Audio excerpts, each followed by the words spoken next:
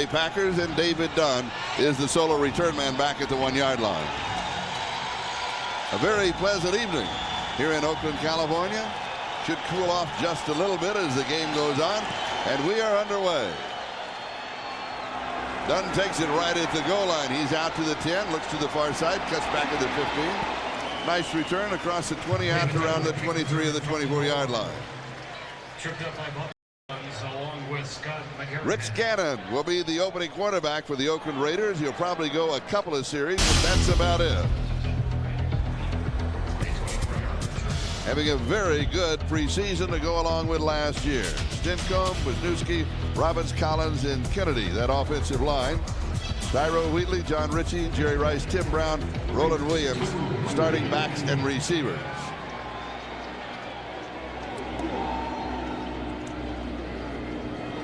With a play action fake, set, go deep far side into coverage. And it may have been intercepted. Yes, it is. The battle is still. Tyrone Wheatley, the intended receiver, is part of that battle.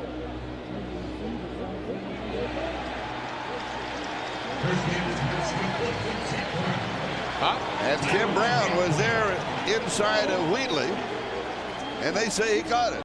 A few times Rich Gannon throws into a crowd here.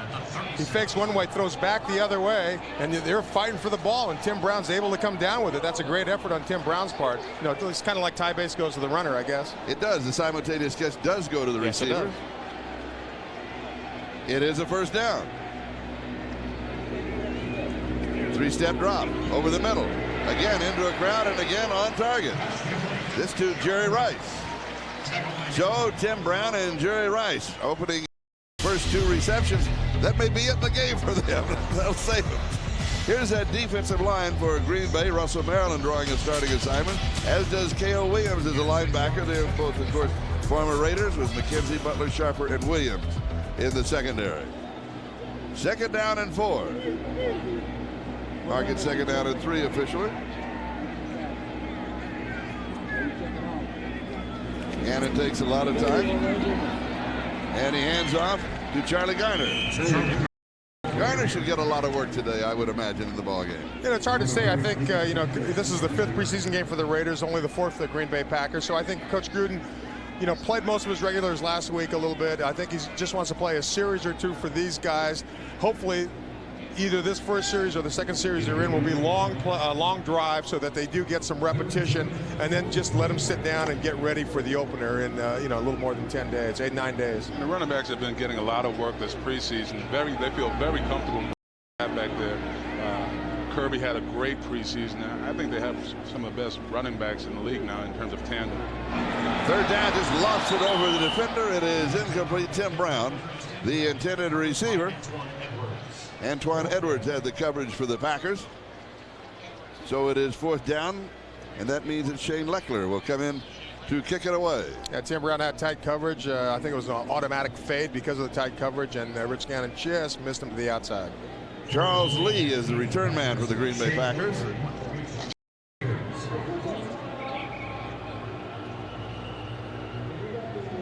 And we have an official's time call. You will notice that the referee in the white hat and the other, that's the umpire, in the dark cap, are both on the offensive side. This is something they are trying in the NFL this preseason, and may use it during regular season to get that umpire out of what happens behind the linebackers. They get killed over there. Not that good a kick. It'll be out of bounds inside the 30-yard line, but not that effective at all for Shane Leckler, who's a much better punter than that. You know, one of the things you mentioned, Charlie, the referees, of course, everybody knows or will about to learn tonight that we do have replacement umpires and referees. All right, we'll take a timeout. We step aside. We'll be back in just a moment. Just over 13 minutes left to go, and the scoreless first Green Bay Packers' first opportunity to move on offense with Brett Favre, the quarterback. It'll be interesting to see how the defense comes out right away and how they respond, because like we said early in the opening, that they didn't play very well last week. Green Bay opens with 4 wide receivers, and right on target, a gain of 12 yards and a first down to Bill Schrader. Eric Allen with the tackle, and let's look now and that offense of the Green Bay Packers. Of course, Brett Favre, the great quarterback. He'll be in the Hall of Fame. No question about it. There's his offensive line, Clifton, Wall, Rivera, and Tayshia. Backs and receivers, Parker, Henderson, Schrader, Driver, and Franks. And by the way, Green Bay is operating a bit short-handed in this ball game. They had some nicks and bumps and bruises from last week. But an opportunity for a lot of people to play, and back-to-back first downs. This is Herbert Goldman. And he picks up around 14 yards on the play. Greg Biekert with the tackle. Defense off to a slow start for the Raiders. Here they are, Upshaw, Jackson, Coleman, and Bryant. With William Thomas, Beckert, Woodson, Allen, Pope, and Dorsett in the secondary. And what Green Bay is doing is come out with split receivers, widening that defense, creating holes and gaps for the runners to run through. They only have listed 2 running backs, and that's Goodman and Parker. And this is Goodman. Parker, of course, ran for all kinds of yardage last week in their ball game. Both he and Goodman had good games last week. When you're looking at those, are actually the fourth and backs on the depth chart. They are. Amon Green being down, and as well as Levins being out also. Yep. So they've been getting a lot of work, but I'm really surprised at the way the defensive line of the Raiders are playing right now. They really have to get a little bit more stout against the run because, like we said last week, they didn't play very well. 3 wide receivers, motion on the right side. Favre sets very quickly, throws downfield and overthrows the intended receiver, Donald Driver. Charles Woodson had the coverage. A little footnote on the opening that you were talking about of the 2 quarterbacks. Right. There's another little footnote comparison, and that's in the press guide. Certainly is, Charlie. You take the Raiders press guide, and there's 3 pages dedicated to Rich Gannon, and you take the Green Bay Packer press guide, and there's 22 pages, and we'll get in some of the things they talk about that Brett Favre has accomplished. There's not as much to do up in Green Bay, so that's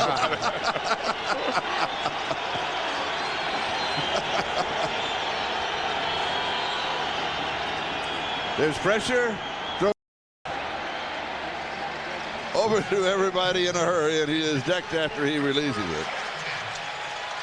And I think Brett Favre during the regular season would not do that. He would find a way to run around, get open, scramble, and find somebody open downfield. This time, because it's preseason, I think he just got rid of it early so he wouldn't have to take a hit, although he still did. Well, I love the way the defense of the Oakland Raiders just rallied and knocked them out the box and got the ball, put in a situation where they have to punt. And when you see Brett Favre on his keister, that's where you like to see most of the game. While kicking, Eric Metcalf waves off everybody with a fair catch at the 10-yard line.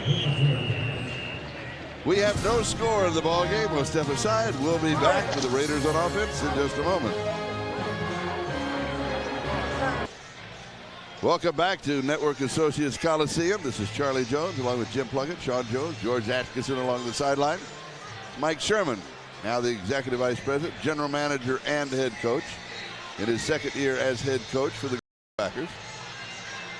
And an interesting thing on Mike Sherman, you've got to understand, with Ron Wolf, who was a legend up in Green Bay, Mike Holmgren, who brought the winning titles back to Green Bay, this guy, they must think a lot of him. He's wearing both hats now. It's a difficult job to with all 3 hats.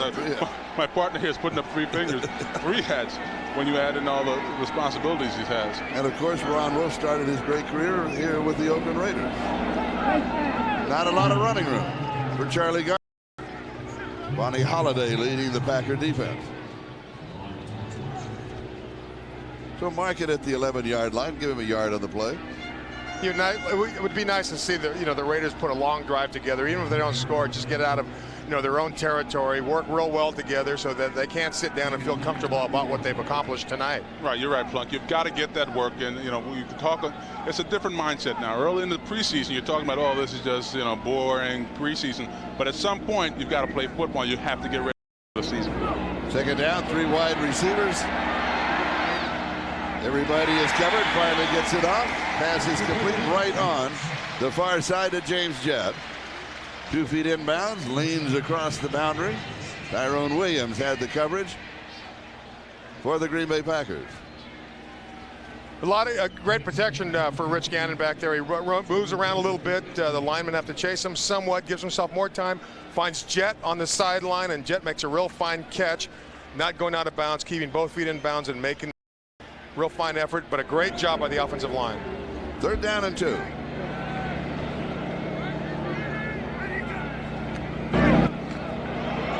pitch out and right at the corner, Charlie Gardner.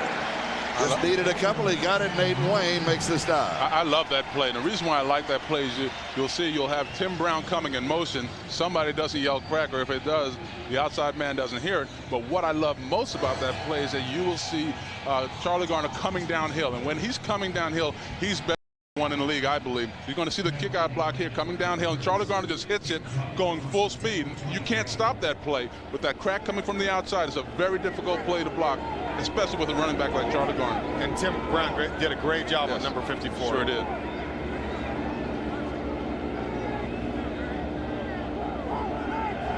Gannon may check at the line of scrimmage. Sets. Right on target. To Jerry Rice, his 2nd reception in the ball game. Tyrone Williams with Green Bay, and that matches Rice's preseason. Now with a total of 4 on the preseason. And what's so great about Rich Gannon is he can see the whole field most of the time. He looks around, he looks to his left. He can feel, rather than see Jerry Rice, he can almost feel him being open, and he goes right to him. And the thing you're talking about, Blunk, is what you hit on. And it's incredible how comfortable they've become in such a short period of time. Jerry Rice being a consummate professional and runs, obviously, some of the best routes in the league. Tyrone Wheatley, and the defense is there in Green Bay, led by K.D. Williams. You mentioned a moment ago, and explain it because not everybody will understand, when you were talking to Sean about Charlie Gardner running downhill. They're going to say, wait a minute, it's not downhill. But what? Well, what you like to do when you get at the running back position is trying to take the ball from north to south, from end zone to end zone, and spend as little time as possible running from sideline to sideline, because in this game, the speed is so incredible that if you start running sideline to sideline, linebackers, defensive linemen, cornerbacks, they're going to catch you. What's up, bro? And the end zone is at the bottom of the hill. Quick drop over the middle, right on target to Jerry Rice. First down at the 46-yard line. Darren Sharper with the stop. You know, I think the crowd and the fans are getting a real good long look at what Jerry Rice and Tim Brown are going to bring to this football team. And in a way, this is the first preseason game that we've seen it after time, play after play after play early on. Right, they're being used, a lot early in the ball game. And you don't want to belabor the point about his greatness, but just the subtle things that he does, recognizing man from zone, knowing to sit down in zones instead of running through it. And like you said, the subtle things that he does, and makes him such a great player and a good role model for the other kids. Play action fake, and Gannon is dropped by Vonnie Holiday. I believe I saw a yellow flag along the near sideline, the first of the ball game.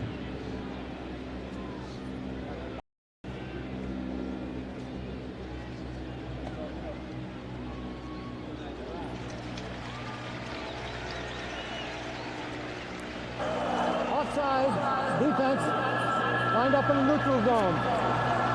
Repeat first down. You know, one of the things that Sean mentioned, Charlie, is really true, and it really helps a quarterback when you have an experienced receiver in a Jerry Rice or in a Tim Brown. They make it easier for the quarterback. When it's a zone, they settle down. They find the opening. When it's man-to-man. Right, but it's, in reality, it's being on the same page. Pretty much.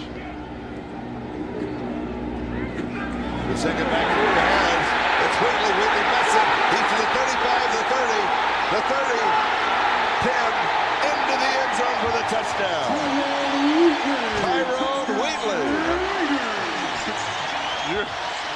You're going to see some Now that was downhill, Sean. downhill running and some. Hey, let me tell you something. I didn't know Tyrone Wheatley was that quick, because he's running away from Leroy Butler, an all-pro, and supposed to be a pretty quick guy himself, and he had the angle. You're going to see Wheatley hit it up here, and no fair dodging, and he takes it back to the outside. Now this is where it comes in. He is running away from Leroy Butler. Leroy Butler breaks up like Steve Austin, and he gets it to the end zone.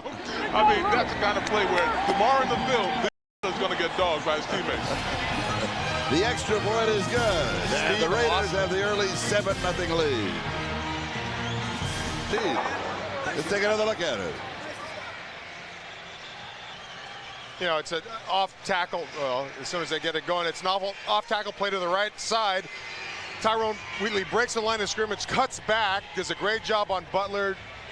Butler thinks he's going to straight arm him. He kind of dives at him, misses him, and Tyrone goes in for the score. Well-designed play, really effective, especially with that cutback by Tyrone Wheatley. And a heck of a block by John Ritchie on that play. I didn't see that the first time, but a replay showed one heck of a block by Ritchie on that play. Janikowski will kick off for the Raiders. Lamont Parker is the return man for Green Bay. Parker will field it and pick it up at the 4-yard line. Now he's to the 5, and then hit at the 12 and down at that point. If you hesitate, you're lost at this speed. Eric Johnson got it.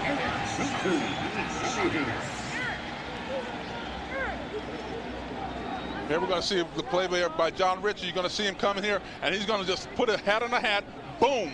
Nice block, opens up the hole there, and they Johnny barred the door. I still can't get over this run by Wheatley, stiff arming and getting down the field. You never, defensive back should never get beaten by a big back like that. He even looks fast in slow motion, doesn't he? Green Bay now from their own 12-yard line. Brett Favre, the quarterback. Play action fake. Sets, goes deep into single coverage, and it is incomplete. Eric Allen with the coverage on Donald Driver, and he played it perfectly. Kept him to the outside, used the sideline, would not let him come inside of him where he could break clean. He certainly did. And another thing about Brett Favre and his arm, that ball went about 65 yards in the air, and Eric Wright ran all the way down the field with him. That's a long throw by Brett Favre. And Eric Allen looking like he's 23 years old with those fresh legs. The first thing that will go on an older defensive back, people always think it's the speed. It's not the speed, Plunk, it's the quickness. The ability to close and the ability to stay with your runner. Favre to throw again. He goes deep again. And this one is complete. Corey Bradford. Bradford inside the 30, to the 20, to the 10. He's going to score. Whoa. They came right back. Eric Allen. And one thing you know about Green Bay's receiving core now, they may not have a lot of experience, and they've had some trouble in previous years trying to get some of the young guys to step up, but they have a lot of speed, okay? Between Bradford and Lee, Schrader, the possession guy and the best receiver is Freeman, who's out, but doing a very good job hauling that ball in and then getting it down the field. Plus, they go right back to Eric Allen. You know, you don't expect two ups back to back if you're a defender, and sure enough, that's exactly what Eric Wright got. And Longwell to attempt the extra point, and he's got the tie. So suddenly, it's Green Bay 7 and the Oakland Raiders 7. We'll be back with a kickoff in a moment.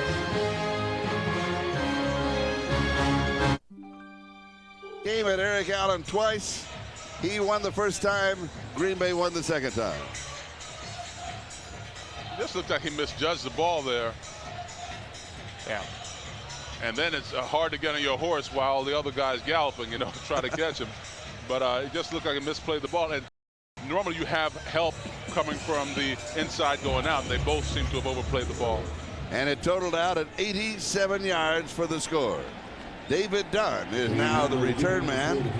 Again, the battle between he and Eric Metcalf as the return man.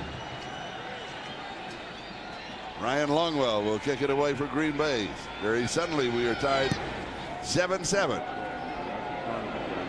Dunn takes it on the run at the 12, the 20, to the 30. Still on his feet across the 40. A very nice return out around the 43 or the 44-yard line before William Henderson can stop him for Green Bay. So that's it for Rich Gannon. Bobby Hoying will now be the quarterback for the Oakland Raiders. They said a couple of series, and that's what it's been.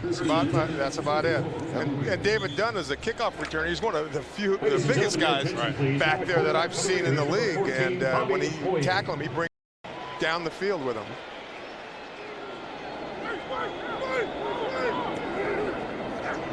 Hoying, a quick drop and a quick pass, right flank. He goes to Charlie Garner. He's dropped by Mike McKenzie. When you see a play like that with the linebacker coming out, what you're trying to, not linebacker, I should say, the running back coming out of the backfield, you're trying to create some kind of mismatch.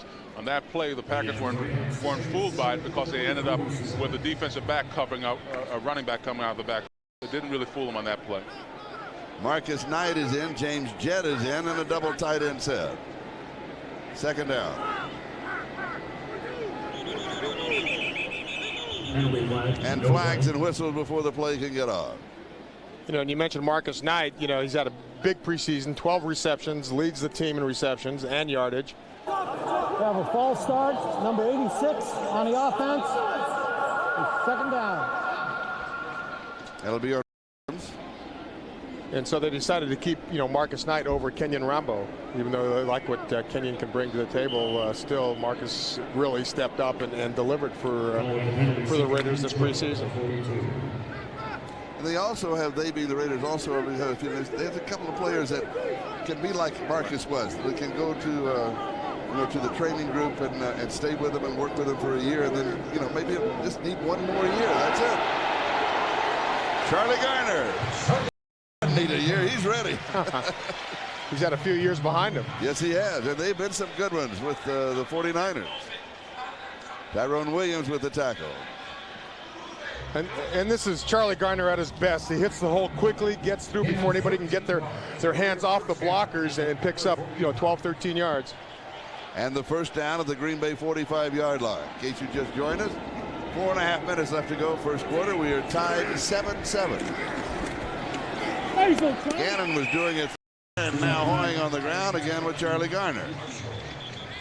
Torrance Marshall with the stop. You know, they showed Gannon's numbers, 5 of 6, very efficient. And if you look through the three quarterbacks other than Rodney Peete for the preseason, you've got Hoying throwing at 68.8%, Tuiasosopo throwing at 62%, and Rich Gannon throwing at 69.2%. That's three quarterbacks at an incredibly high percentage. That's amazing.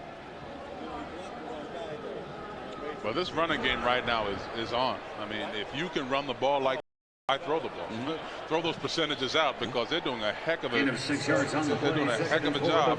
Right now, Oakland 74-16 advantage in rushing the football against a pretty solid defensive line of the Packers. But what you're seeing here is that they're getting a hat on a hat, and they're just rolling them out of there, just moving them out, and the Packers aren't doing a very good job of getting off of blocks.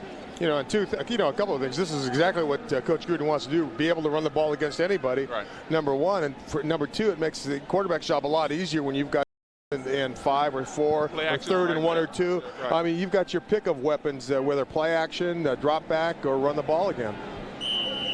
But the evolution of football, you're seeing it right here. Normally, the AFC teams, when you talk about them, are airborne. And the NFC team is supposed to be run stoppers and so on and so forth. But this is a man-handling team right now that the Raiders have put together that can run the football, like you said, Flo. Hoying set to throw. Comes underneath, incomplete. Jet, the intended receiver, had his hands on it. He was nailed by Marshall, couldn't hold on. Bring it back to the line of scrimmage. I noticed also that you pointed out, Chuck, the umpire now has moved behind the defensive line, back there with the linebackers. And you mentioned there's a reason. They can see it better back there. And I talked to some of the refs earlier in the week, and this is an experiment they were going to use in the second and the fourth game. And some of the refs didn't like it very much, or I call them all refs, but refs and umpires didn't like it because they said there were so many non-calls. You miss so many things in the trenches when you have the ump on the other side of the ball. Just a straight shot, third down. Be a couple yards shy of the first down. Randy Jordan, the ball carrier. Nate Wayne with the stop.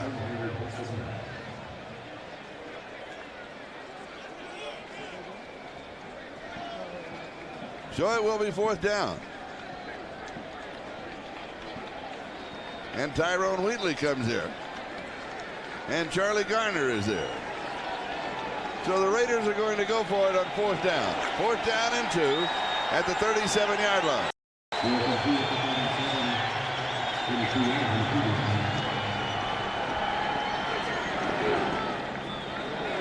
Hoying rolls, throws, pass is complete. First down is there. Roland Williams, the tight end. On the receiving end. Antoine Edwards finally bumped him.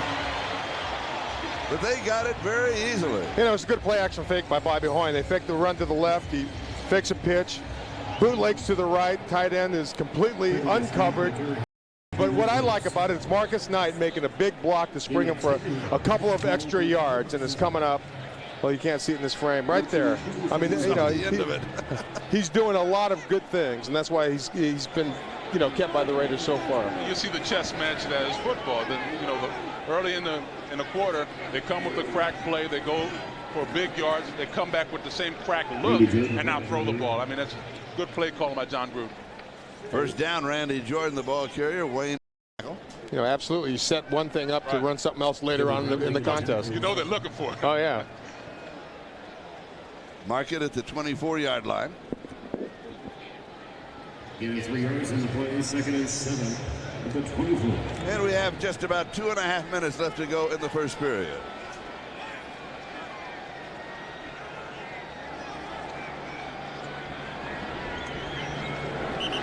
Boing, and we've got whistles and flags. Penalty flag on the field. You know, we just mentioned a little bit about the, you know, replacement referees. You know, they have their hands full, but they seem to be doing a good job. I've listened to some of the comments by some of the players over the weekend and coaches. False start, number 75, offense. Repeat 2nd down. You know, and so far, you know, the players have not complained too much. They feel that the referees are doing, you know, more than an adequate job at this point. Well, honestly, this has to be Tom Condon's worst nightmare, the negotiator for the NFL referees. When you can put replacements on the field and you don't see the difference, then it almost proves the NFL's point. But I'd really like to see them get back, you know, to the bargaining table and have something else. James Jett at the end of the play. You know, they're still the best referees in sport, I believe, in terms of what they're asked to do and the rigors of what they have to do on the field and what they're asked to do off the field. Yeah, and I agree with you, Sean. There's no question about it. It would be still a much better game with the, you know, the original referees out there. 3rd down and 2. With the ball on the 19-yard line.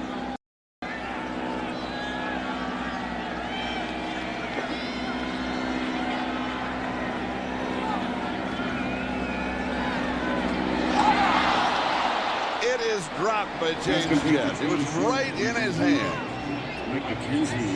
Right between the numbers. Yeah, certainly no excuse for dropping that pass. It was well thrown, right on time. He should have made that grab. So now on 4th down with a field goal attempt by Sebastian Janikowski.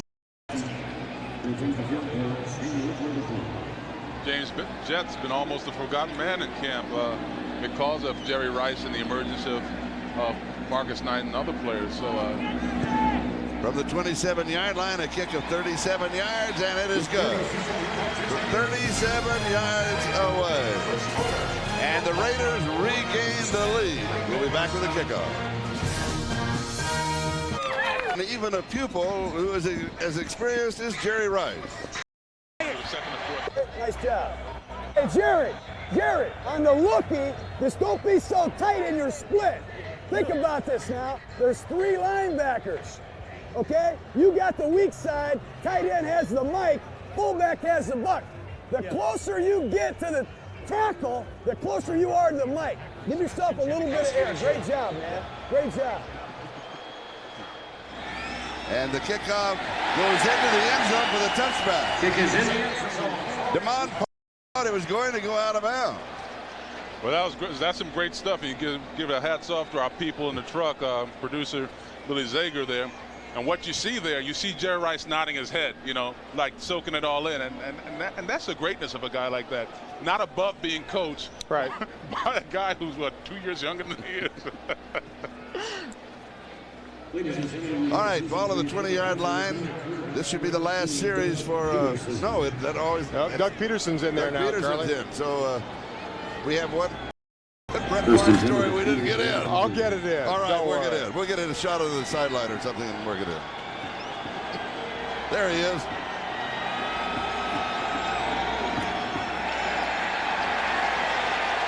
William Henderson is just swamped. Let's go back to Favre on the sideline. Yeah, but Brett Favre, we talked about 22 pages dedicated to Brett Favre in the Green Bay Packer press guide, and, you know, numerous accomplishments, statistics, but one of the most interesting was that in in games that it was 34 degrees or colder, Brett Favre is 27-0. So it behooves you not to play against Brett Favre and company in cold weather, yeah. And it's always cold in Green Bay. But it's a misleading stat because it's always 27 degrees or colder, even in the summertime.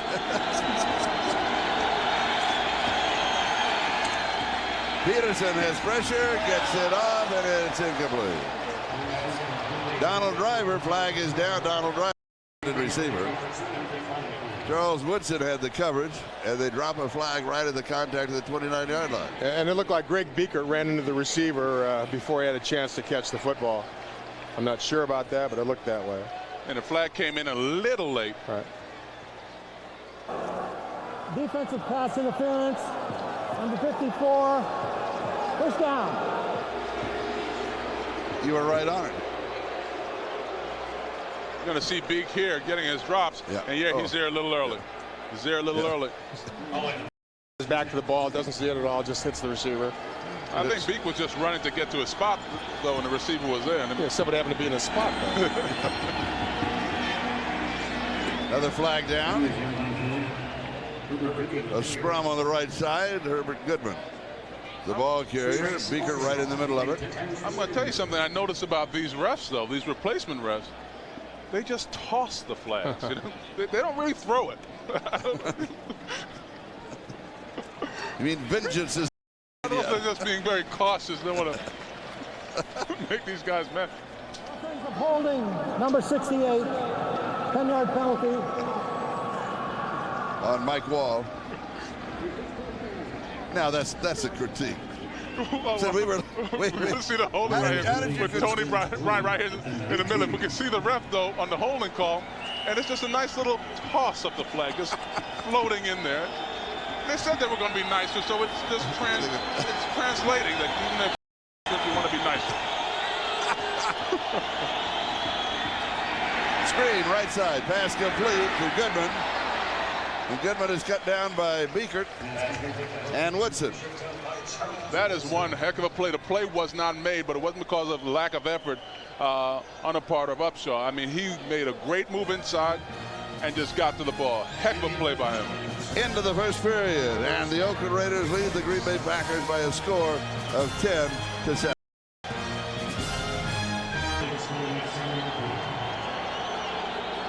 Green Bay with the ball. Coming to the right sideline, pass is complete to Corey Bradford, who has the long touchdown reception. Marquez Pope takes him out of bounds. You know, Doug Peterson's 9th year from Northeast Louisiana. It's his 5th year with the Green Bay Packers, and this preseason he's been very efficient. He's 21 out of 29 for 72%, or a little over 72%. So very efficient preseason for Doug Peterson. Although, you know, during the regular season he gets to play very little because Brett Favre has he doesn't come out. He's got a streak of 141 straight starts. That's got to be tough. I've seen Brett play with a peg. He took the leg, he just played with the peg. He didn't care. Herbert Goodman, the ball carrier. What makes Favre so good? I think he's competitive. He's probably one of the most competitive people I've ever been around in my life. And to win. And unfortunately, you think at this level that everybody just wants to win. You know, everybody wants to win, but they don't want to pay the price to win. And Brett pays the price every day. Plus, he's not only does he have a gun, he can still run around that football field and make things happen. You know, we already got a look at that on the first pass he threw that was overthrown 65 yards in the air. Josh Bidwell kicking to Eric Metcalf. In a regular season game, Eric Metcalf would call for a fair catch. He needs some returns in. He wants to show what he can do. He's in a battle. Been so very close this entire preseason. And you're right. He wants to get out. He wants to get out. He wants to show what he can do. Oh, yes. We've got a timeout. We'll be back in a moment. That we're going to talk to you about in just a moment. That's kind of, it's called a little tease of what we have. Yes. Stutter step, stop action, Randy Jordan. Now, the perspective of Sean Jones. And we'll take a flashback. Number 99. And number 96. He was good. Which one, 99 or 96? 99 or 96. No, Dylan, my son.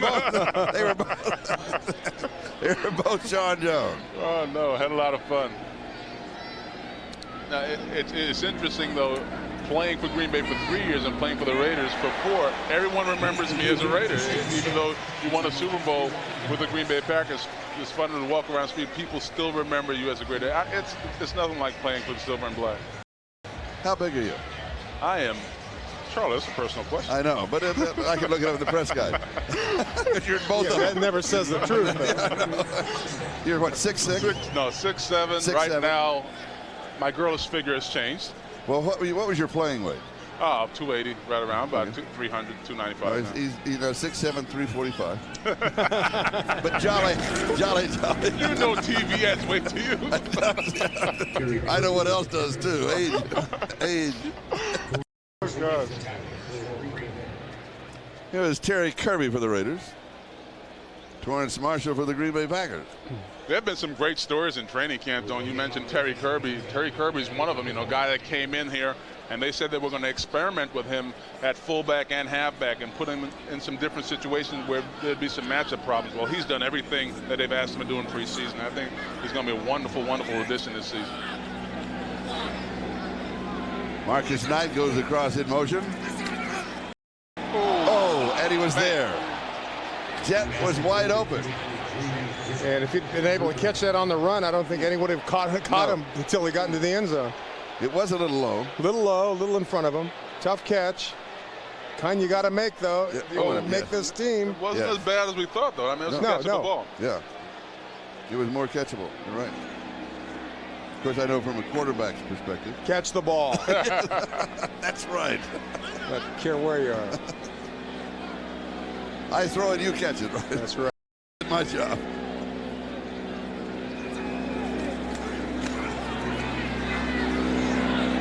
Looking right, throwing right, pass is complete. Marcus Knight out of bounds, first down. Marcus has really had a good preseason, hasn't he? He certainly has. He came into this game with 12 catches, 133 yards, leading the entire Raider team by far.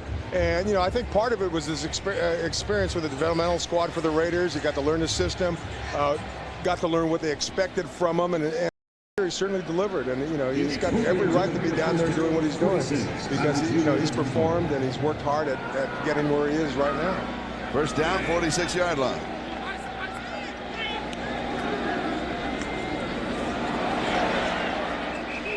Terry Kirby again, just a straight shot up the middle. Good blocking in front of him on the left side. K.D. Williams with the tackle.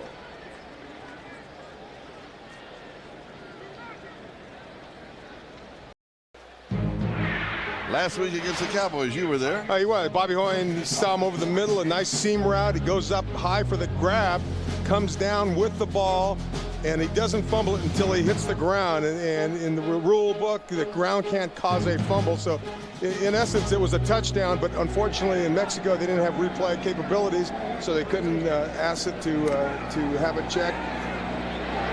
And therefore, Marcus wants to get it back tonight. He looks like he's going to. Yeah. Having a big game already. Valju, number 21, taken in the 8th round.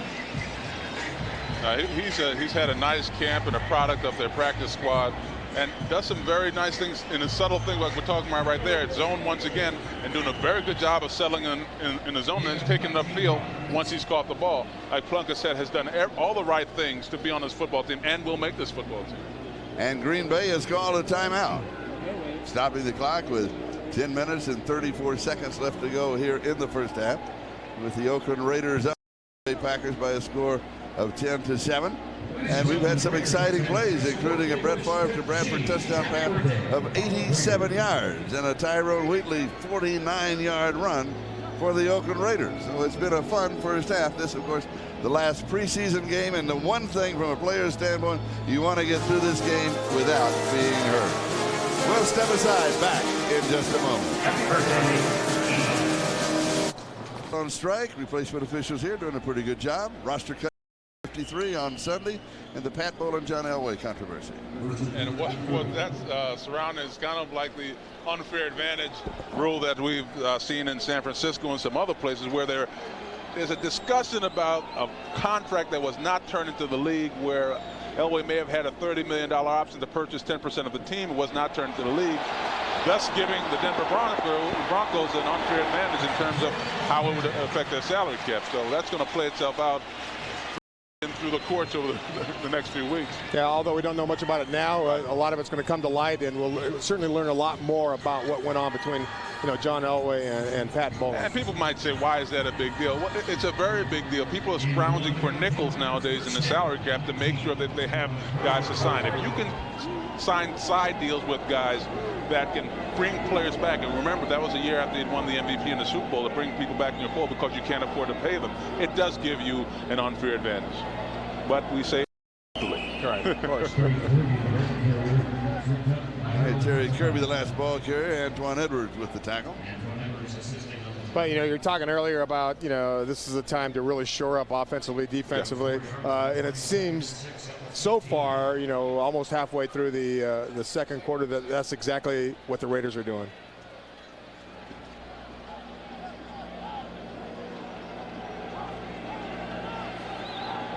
Second down. Bowling with the pitch to Kirby. Defense brings him out. Oh, nice play down the sideline, out of bounds. Good effort. That play right there is just about awareness, and I think the Raiders could run that play 15 more times than the Packers. The Packers just won't see it. It's not that hard to play. You see Knight coming in for the crack, and then it's kind of like the old Packer play, quite honestly, a seal here, and you run it downhill. And they haven't seen that play yet today. They got him so confused.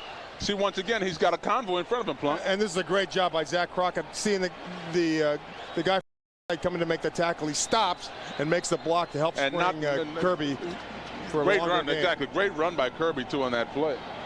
Kirby with a second after being bounced at the line of scrimmage, the 6-yard line, goes down to the 2 before Antoine Edwards stops it. Kirby's a lot like Charlie Garner in my mind. He can play, except he can play fullback, which Charlie can't. But he's also got great hands and great, visual feel out on the field where he can sense the hole and he takes it right away, no hesitation. Yeah, he has really impressed me. I played against him. Obviously, I'm not that far removed from the game. Played against Terry Kirby, but I always thought he was kind of like a passive kind of guy. He wasn't a guy that was really hard-nosed. He has really impressed me so far in training camp. We got whistles. Zach Crockett and Terry Kirby are the 2 running backs in this offensive set.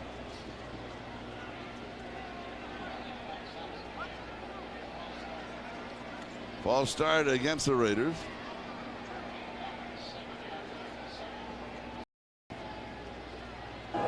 False start on the offense. Repeat second down.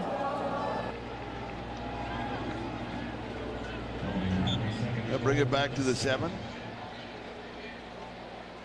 It's there on that right side of the line.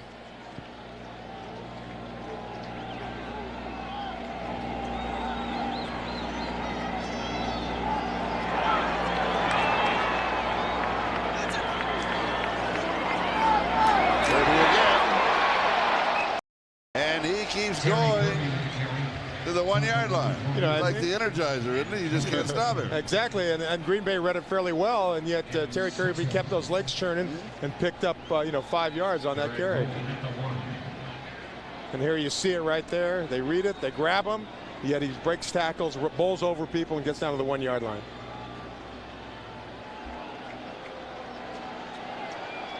Crockett and Kirby, the running backs. 120. I didn't know it was that ugly. Kirby end zone touchdown.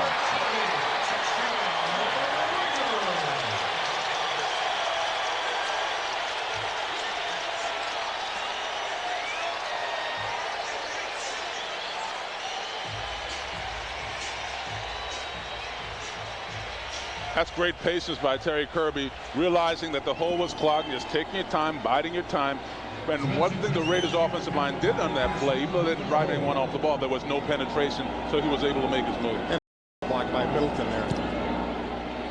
And the extra point by Janikowski is up, and it is good. And the Oakland Raiders now lead 17-7. Raiders have already rushed for 124 yards. Let's go down to George Atkinson. George. All right, Charlie, I have with me Tyrone Whitley, who broke off a 49-yarder. Tyrone, talk to us about the running game. Running game is is a very potent one. It all starts with the guys up front. As I said last year, I have the easiest job. It's not just to run through some massive holes. And on the 49-yard, John Ritchie threw a crush block. Mo and Lincoln Kennedy and Bear Robbins opened it up, man, and it just surprised me. After that, I just had to run. All right, man. Thank you. Back to you, Charlie. George, ask him how fast he is. How fast are you, man? Charlie wants to know. Charlie Jones in the booth. Oh, you know what? I'm fast enough to get away from my mother. Put it that way. Guess that answers that, guy. His mother can fly.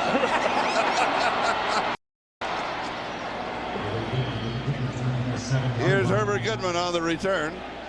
A good return for the Green Bay Packers. And Goodman has an interesting name. The kid's nickname is Whisper. Whisper. If you ever hear him talk, it is barely audible. I mean, Well, that's why he's not a quarterback, I guarantee you. Whisper. Well, that's one less after we're No competition no here. competition there. All right. 34-yard line, Green Bay first down. Play action fake. Had a man and missed him on the throw. Bubba Franks, the intended receiver. Torrey James had slipped. And he was open. Game, you would think a team that's contending for the Super Bowl would still have so many positions that are still up for grabs. Fumble on the snap, and Peterson's right on top of it.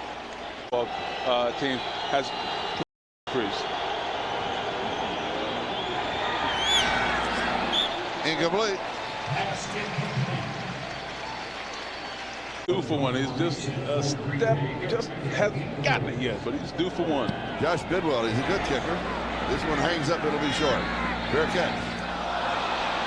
Scrambles, touches it.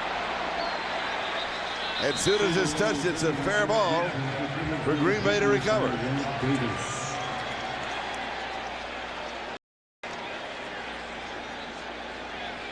And Green Bay does recover. They retain possession. Metcalf makes a mistake. Rob Davis recovered for the Green Bay Packers. Here's the total offense thus far. 238 yards for the Raiders, 128 for Green Bay, and 99 of that came almost on one drive. Ron Parker, the ball carrier. You know, and good penetration by the whole defensive left side of the Raider line. He's getting past the line of scrimmage, throw him for a loss for about a yard, but good penetration. Grady Jackson. Yeah, Tony Bryant does a very good job of Travian Smith. They just, you know, they just, you know, maul the offensive line and backs coming out trying to block them. Anytime you get that kind of penetration, it just changes the entire complexion of your running play. You just have to bounce everything around. You can't get that downhill running we talked about like that play. Peterson hands off to Parker, has a quick burst through the line to the 31-yard line. Travian Smith and Eric Barton were there for the Oakland Raiders.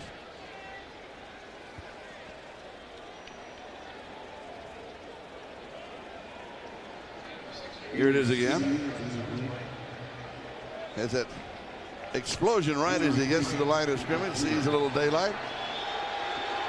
Now you still have Trace and Armstrong and Grady Jackson and Reagan Upshaw still out there. Third down and 3. Incomplete. Is down.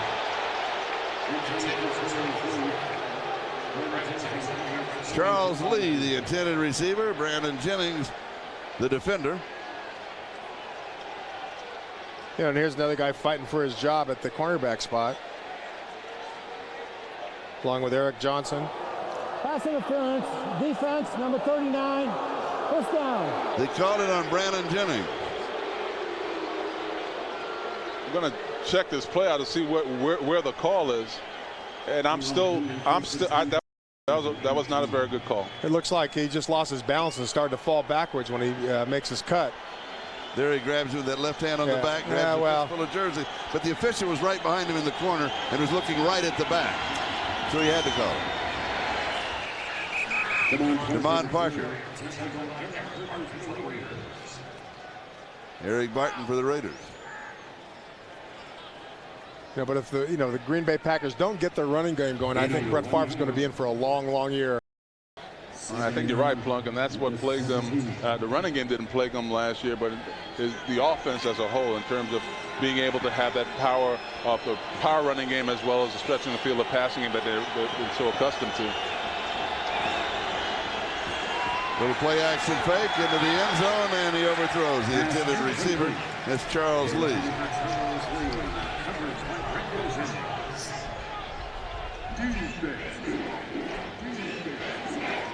Doug Peterson's an interesting guy. Played with Doug up in Green Bay, and then Doug left for greener pastures, literally went to the Eagles, and just was not the same guy there. I mean, I don't know what it is about him playing in Green Bay. Just plays totally different when he's in Green Bay than when he gets another opportunity to start like he did in Philadelphia. But he was horrible in Philadelphia, just horrible.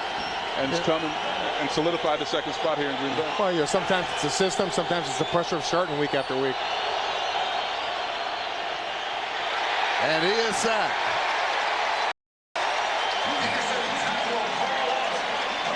Grady Jackson lost his helmet, but got a Raider. Trace Armstrong was also there. I don't think Grady needs a helmet, though, personally. This is just great pressure. Grady Jackson, you got to love it when you're going after a sack without a helmet. Trace does a very good job, too, of collapsing the pocket. And that's what you like to see when you look back there in the backfield. All four of your linemen on the play. You're going to see Barry here, who took his helmet off for the Packers, and you just can't do that. Even replacement refs are going to catch that. Flag down at the 17-yard line. Let's see if they did.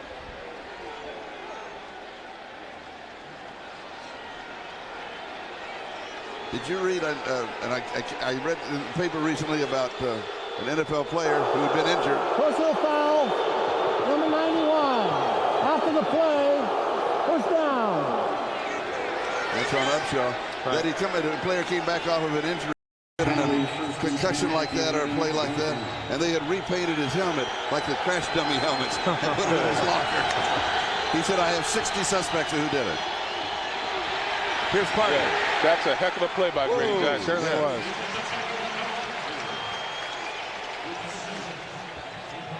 Raiders string him out on defense.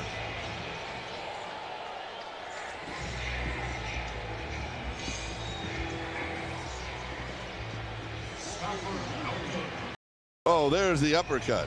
It's always the second player. The second player always gets caught. Gets it. Yep. But we didn't run that far enough. But then Stokes takes his helmet off. So they should have called. If you're going to call it, you got to call both of them. Yep. And unfortunately, Reagan's going to get a little call Monday morning from the league office. Washington. Parker brought down by Jackson. 3:20 and counting. Time remains. And the thing about that punch, you know, that was a Howie Long punch. I saw Howie throw that punch all the time. I mean, that was the best one. You get him right on the chin when no one's looking, and but you got to make sure. Howie always did it when no one was looking, and the rules were different then. You could get away with that back then. After 6. Well, it certainly wasn't legal back then by any stretch of the imagination. He did it out of the open with the official standing next to him.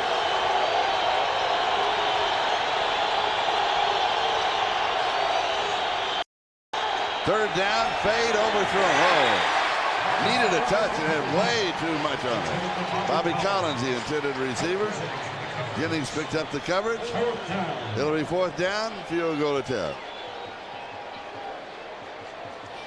Ryan Longwell comes in, having an excellent preseason.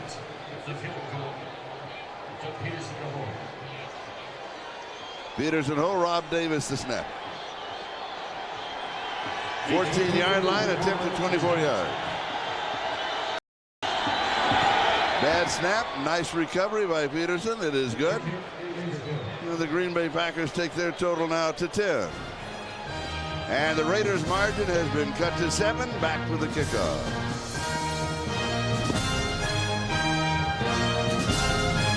Highlights of the first half. Jim and Sean will have their analysis. Tee it up with him, and please don't play gin with him. He'll take all of your money. Absolutely. Yeah, but we had a wonderful struggled a little bit last week. Seems like this week he's come back with a vengeance, really looking all the balls in and taking it upfield. On the run at the 11-yard line to the 20, the 25. Powers to say across the 30. 20 years ago, George Blanda was inducted into the Pro Football Hall of Fame. Time stood. Funny story about George. George sees me when he comes in here. He says, "Hey, I thought you were still playing." I said, "Yeah, that's the problem when you play 50 seasons. You think everyone else can play that long." This is to Terry Kirby. Line up there and run those plays. 3 wide receivers on the set. Second down. Going over the middle, drop. Kirby dropped it. Oh, he's upset, and he should be.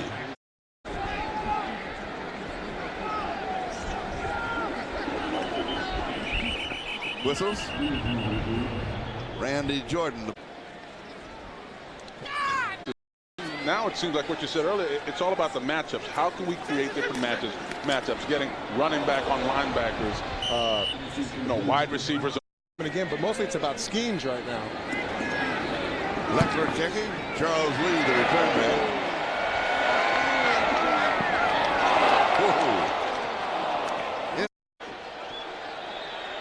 Peterson from the Green Bay 20-yard line. On the move across the middle. Pass is complete to Parker. He'll run the first down before Cooper gets it. Play 2-minute defense, and there's a totally different mindset. Everybody remembers watching a game where you seem like you have the game in hand. They go 2-minute defense, and they seem to move the ball right down the field. So it's 2-minute situation. You have a lot more defensive backs in the game, but a lot of defensive coordinators like to just play with their normal people, regular people in the game. I always like getting 4 guys because then someone had to be single block. 2-minute offense, 2-minute defense, incomplete. Parker. I remember Metcalf had been returning the punts and done the kickoff. And he had some room, had a nice return. And he fumbles at the end of it. The ball may have gone out of bounds.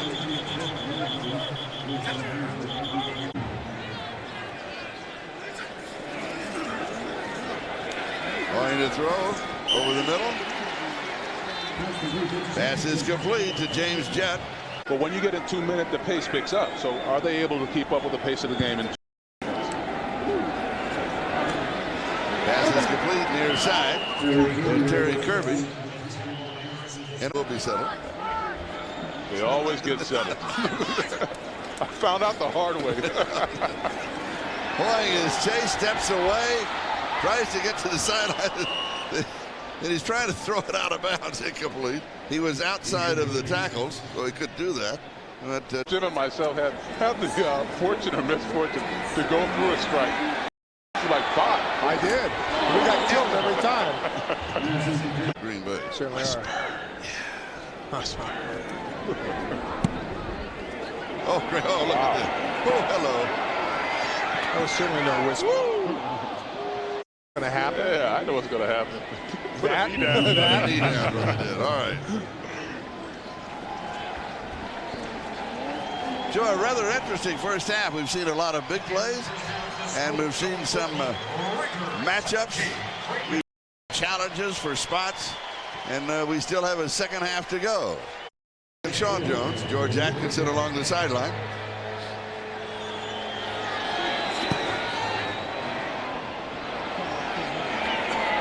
Four yards deep, no. Touchback, bring it out to the 20-yard line. Janikowski, this preseason, seems to me as if he is stronger and longer on his kickoffs. No, I think you're right, Charlie, and both of their kickers, actually. Yep. And Janikowski, that is as key as any position on this football team. Anytime you have one of those positions, skill positions that result in points, you've got to be a key guy. And I think Janikowski has shown some maturity in terms of what he needs to do to be a great pro, and he's making all the steps that are necessary. Henry Burris will take the Green Bay Packers through the second half as their quarterback. Yeah, Burris is an interesting story. Actually played 2 years behind Garcia up in Canada, then left his 2 years there and went to Saskatchewan and had a great year there, over 4,600 yards passing. And they see him as a project that they could probably develop here with the Green Bay Packers. Yeah, he's yet to throw a pass this preseason for the Green Bay Packers, so he's going to probably take the whole second half and see if he's the guy they're going to keep as their third quarterback. He came in the last ball game, at the 3-yard line and just handed the ball off as they were protecting a lead. Has Grey Cup experience, which of course is the Canadian Super Bowl. Pump fake. Right. Sets. Sees he's in trouble and drops. Derek Gibson gets it. Well, you can see that, he's a raw, talented kid. He's looking to make a big play right off the bat instead of just, he could have just dumped the ball off the running back out of the backfield. Instead, he chose to run around and try to come up with a bigger play, wanting to impress the coaches. But one of the things that's going to impress the coaches more is if, he cuts down his mental errors, doesn't make mistakes. Just did. And Gibson doing a very good job. They're bringing him on a safety blitz off the corner and staying with the play. Guys are going to get blocked. The only way you guarantee you don't get blocked in this league or you don't make a play is to not play. But you have to stay with the play. Well, Fake did it, just drops it off behind a little short screen on the right side to Goodman. And it works out pretty well for Green Bay. And once again, Derek Gibson is right there making the tackle. And Goodman didn't read the scouting report very well, because one thing you don't do is run into Derek Gibson. Heavy hitter, brings a load. Look at the 43. He could be very well wearing 42 the way he brings it, like Ronnie Lott. But you got to read your scouting report, because that's not a guy you want to run in. I don't care what his size looks like. The guy brings a load. He's wearing it like 43 George Atkinson. Oh, I forgot about that. That's right. We were told in game 2 that George used to bring it back in the day. Way back in the day. David Dunn, he gave a semi signal. They did not throw a flag on it. There should have been a flag. He gave a fair catch signal. Where's the flag? It's not there. We're history. Here it is, Dunn, 88. Right there. That's a fair catch signal. Okay. Following a 6-yard return by David Dunn. A lot of good that it's easy for you to agree with me. I did agree. I know, and I appreciate it.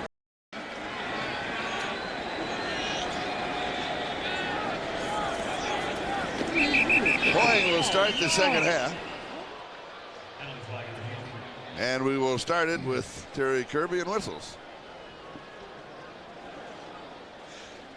Let's go down to George Atkinson. George?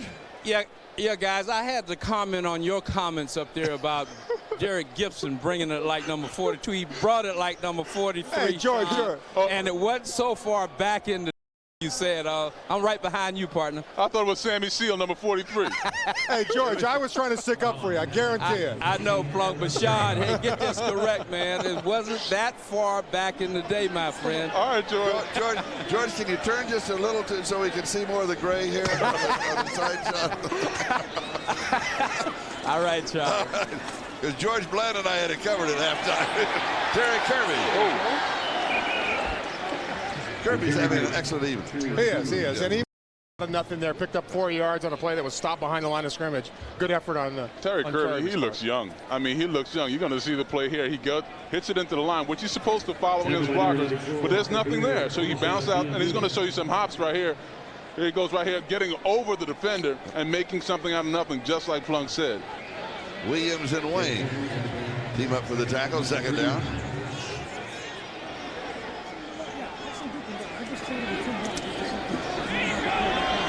Steps incomplete.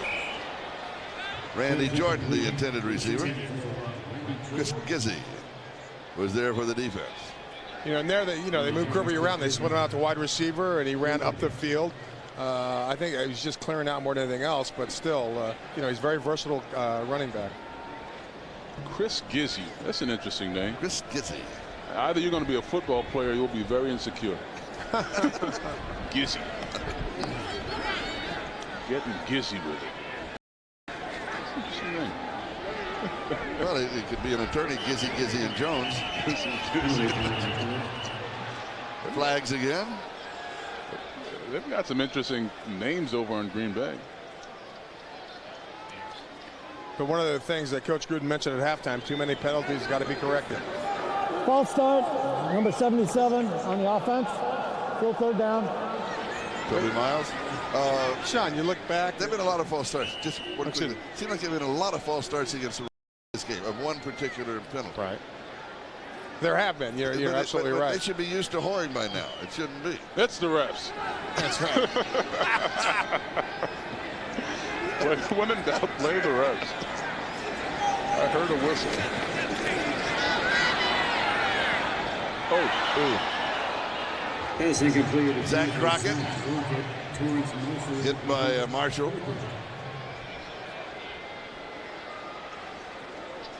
So it is 4th down, and Clear will kick it away. But I tell you, Sean, when I was playing with the Raiders, I've never been involved with a team with so many penalties, week after week. And, some of our drives started on the 20, but it was a 135-yard drive before we got to the end zone, I guarantee you. Charles Lee is the return man. that's something John Gruden recognized when he got a hold of his football team. He made an effort to bring those penalties. Minimize them. Yes. Yeah. Jabari Jackson makes the stop. Timeout. Back it over. Vice President of Operations, got all 3 titles. Yep, Executive Vice President, General Manager, and Head Coach. And because of the departure of Ron Wolf, taking over the other 2 jobs, Ron, of course, doing that fantastic job while he was with the Green Bay Packers, and his career all started right here with the Oakland Raiders. He's Vice President, General Manager, and Head Coach. You count that as 3? I do. And I count the past company. Ron Wolf, Green Bay's former GM and Executive VP, shared some thoughts on his special relationship with his mentor, Al Davis. Every achievement I have attained in professional football is directly related to him and the opportunity he gave me. I owe a special regard and have a special respect for him in that area. I think our relationship would be one of anybody that started the way we started and gradually improved as we went along. I have nothing but the highest regard for Al. There, of course, is Al Davis, looking on as always, watching as always. And I tell you something, when Ron Wolf started here, they didn't have the huge organizations like you have now, with hundreds of people and all. And he did a little bit of everything. Right. He did scouting, and he also was, and he also was involved in public relations. I remember that when we would come in to do a television of the games, telecast of the games, and he was one of the people we would talk to changes and everything. Contracts? Yeah, it was a much smaller unit. Well, that's what Al expected of all those people because that's how he came up. Yeah. Having been a scout, a GM, commissioner, coach, and the like. So when you build a team a certain way, you want people the same kind of life skills and the same kind of skill sets that you have. Even though this is such a much larger organization right now, as they all are, still a lot of the people within the organization wear a lot of different hats, are able to do a lot of different things. Josh Bidwell will be kicking on 4th down, and David Dunn is the punt returner. Way short. Fair catch. This one is taken at the 30-yard line. 10 minutes and 30 seconds. Time remaining. We're in the 3rd of 4 quarters. Back in a moment. As he is looking on as always. 39th season with the Raiders. Came here in 1963. That was the 4th year of the franchise. First 3 years, it was a complete disaster. I mean, it was run by, it was terrible. He turned it around immediately. Took it to 3 Super Bowl championships, 20 playoff appearances, and a 6-2-8 winning percentage. Kirby on the right side. And Rodney Peete now the quarterback. Another 16. Jesus, everywhere. Don't they retire numbers around here? Actually, they do not. Because, according to Mr. Davis, if they started retiring numbers of former players, they wouldn't have any numbers left. There you go. Well, we could just retire the same number again. No. Retire 16 several times. You can do what Bud Adams did down in Houston. He retired Ray Childress' number and then changed the name of the team. So there's still a 79 running around on the Titans. Jerry. That's interesting. I wonder, is there a 42 on the Ravens? 34, I should say, on the Ravens? Because with the Cleveland Browns, No, all the Brown numbers and everything were kept with Cleveland. Well, they kept with Cleveland. That's interesting. Yeah, everything was kept with Cleveland. Well, I guess that's allowed. If you start a new franchise, you can do whatever you want to. Where does Rodney Peete fit in preseason and regular season? Well, he's been like a mentor, especially for Tuiasa Sopo. Let's see. Back to it. Another running play by Terry Kirby. Yeah. And he was hit hard on that play. Yeah. But in practice, Rodney Pete's been like a mentor for Tuiasa Sopo, where the other quarterbacks are run by his brother, Skip Peete, and Coach Gruden. And you don't want to see that. This is the one thing you don't want to see. You don't ever want to see it, actually. But an injury timeout as Terry Kirby is down.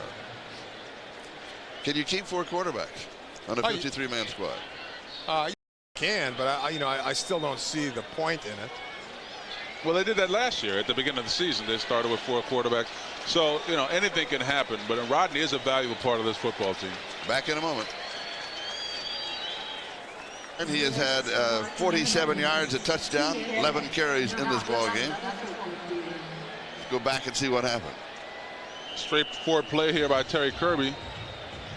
And you're going to see here the foot just gets caught in that infield slash grass. I'm going to tell you something, and so much is made about the fields in this league and how much of a great job they do in terms of kind of great catch. Protecting the players. Marcus Knight turned around at the last moment, picked the ball. Ball could not have been 4 or 5 feet away when he picked it up. And one of the infamous underthrown footballs that usually only the offensive receiver can locate and have an attempt at. And once again, you're seeing why Marcus Knight is still with his ball club. Progress and improvement he's made. Great catch on his part. And a lot of times people may say that ball is underthrown, but sometimes you throw that ball just that way so the receiver who is looking at the ball, where the ball is coming from, has a chance to get the ball. Randy Jordan. Now finish your thoughts, Sean, on the... Yeah, this combination of field is the worst thing in football. It's worse than AstroTurf because what people don't understand, the consistency of a field for baseball is totally different than it needs to be for a football player. So when you from that infield to the grass, it's a horrible state to be in if you get your foot caught. It's worse than being caught on turf. I wish they would just do away with all these combination fields.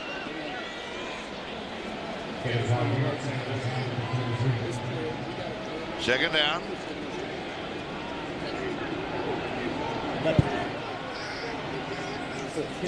Rodney Peete to throw. Comes to the near side, pass complete. Jordan has it. Nice play. Let's go down to George Atkinson. He's with Jerry Rice.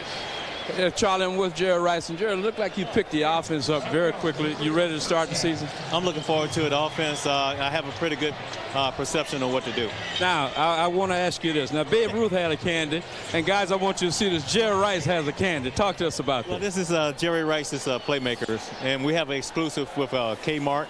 And also a portion of this is going to go to the Women Cancer Center. Also my foundation, which is the March of Dimes. And also the Big Brothers and the Big Sisters. So, I'm excited. It's something that's healthy. It's like a gummy snack. And we launched this around baseball season. Now we got football season. They shape just like football. So the guys, they love them in the locker room. And I think they take them home to their kids. All right, man. Thank you very much. Back to you guys, Charlie. All right, a Raider down.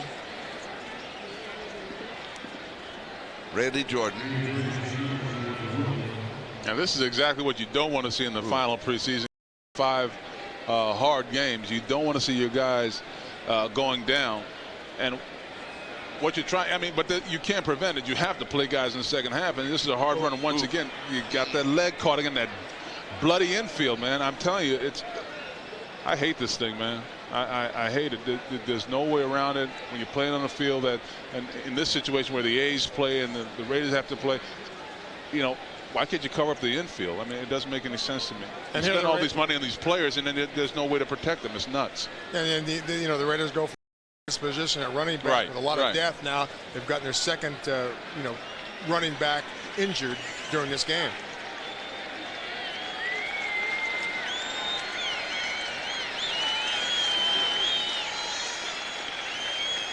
And, you know, not only a running back, Randy is just great special teams. Yeah. One of the better special teams players on this football team.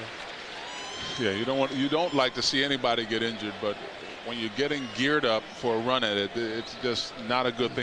Your depth. You know, people talk about your starters, which obviously you need, but during the course of the season, guys are going to go down, and you have to have that quality depth. Derek Combs comes in to replace him.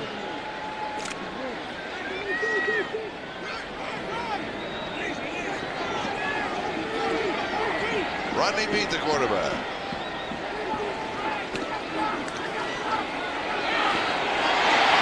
High toss, pulled down, catch by David Dunn. Number 21, Bo Jew, brings him down. Well, Charlie asked a question earlier, does Rodney Peete still have a place on this team? I'll tell you what, if he doesn't have it on this team, he has it someplace with all the inept quarterback he's seeing around this league nowadays. But Rodney's still a good field general and can still get the ball downfield. In fact, Plunk, I think he's thrown the ball as well as I've seen him throw in the last few years. Well, it's hard to make a judgment. He hasn't thrown the ball a whole lot. 3 of 6 just coming. But I'm talking about in practice and the things that he's been able to do. Yeah. And mentoring a guy like Tuiasosopo. Plus, you know, he's a good decision maker, as you just witnessed. First to Randy Jordan, then to David Dunn. There you go. And he does it again, this time to Marcus Knight. He's loving it, isn't he? He always has that Denzel look on his face, too. You can never tell if he's actually smiling or what. He's smiling. He's always smiling. Rodney Pete's a good guy. He has like 64 teeth or something on the top. So here goes Rodney Peete, you know, dropping back, reading the field, seeing Marcus come open quickly, doesn't hesitate, gets from the ball, gives Marcus Knight an opportunity to turn it up and gain a few extra yards.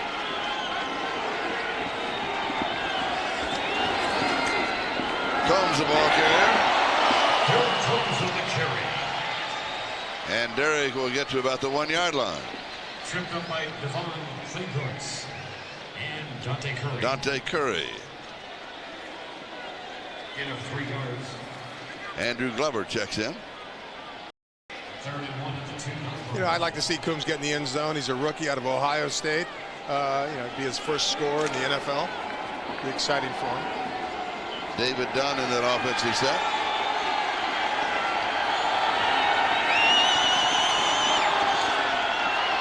First back through is Zach Crockett. Zach is not going to make it into the end zone. We have about 4.5 minutes left to go in the third quarter. Raiders are up 15-10 as they threaten here.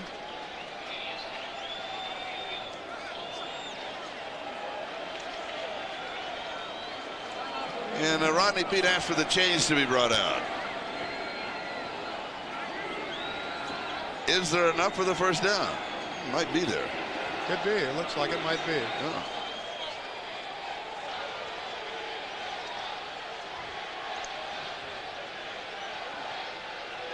Yes, there is, by half the length of the football. So it's first down to go.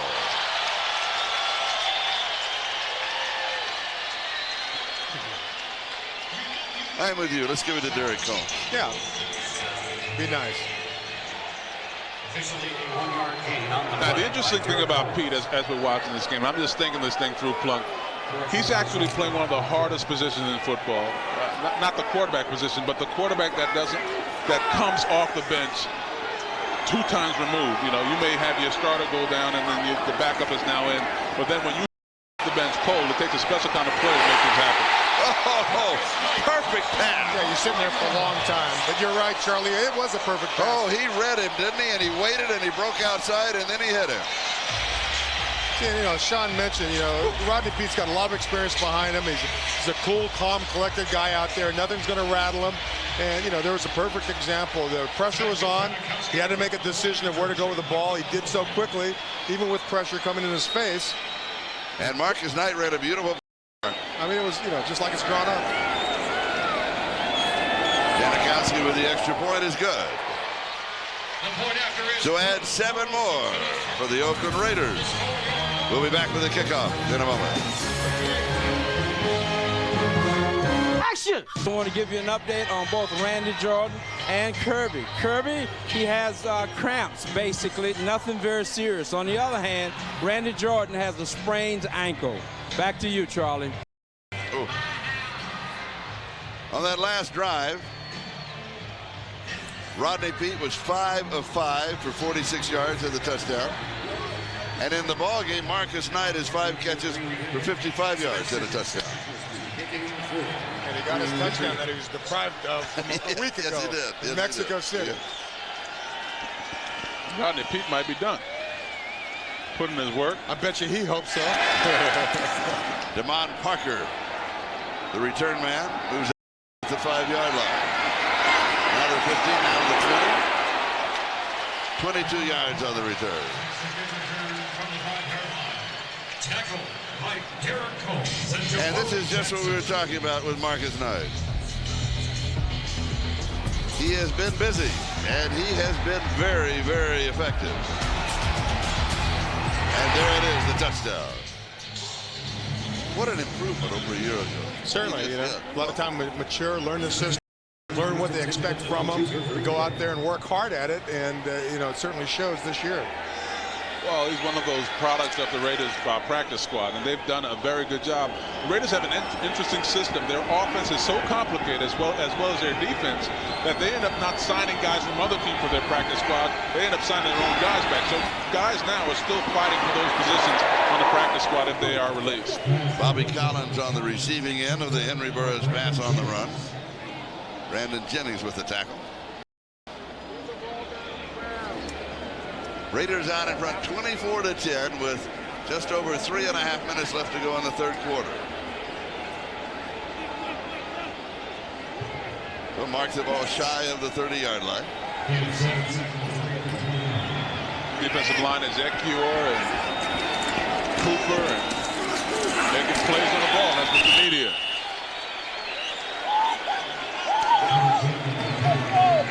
Absolutely nothing there.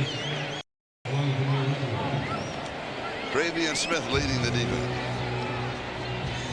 Travion Smith, you're going to see him here, does a very good job of getting in there and shedding the block and making a play. If you're a linebacker block and you like being blocked, you're not going to be in the league very long. Plus, you took it on with the proper shoulder. Right. Technique was all, you know, perfect, just the way it's taught. Herbert Goodman, the ball carrier. Plunk, what did Plunk know about the right shoulder to take it on with? I know about everything. Okay, Third down. Burris to throw. Pump fake. Roll to the right. Flag is down. Dives for it. And there's a young quarterback putting his head down, trying to get that first down. What he's trying to do is make it on IR. So you better learn how to slide. And there's a flag back at the 20-yard line. I want to see him throw a ball. I still get to see him throw one. Yeah, the first play was a pass. We have holding on the offense, number 63. Penalty decline. So it's fourth down. The kicking team would come in. That was on Bill Ferrario.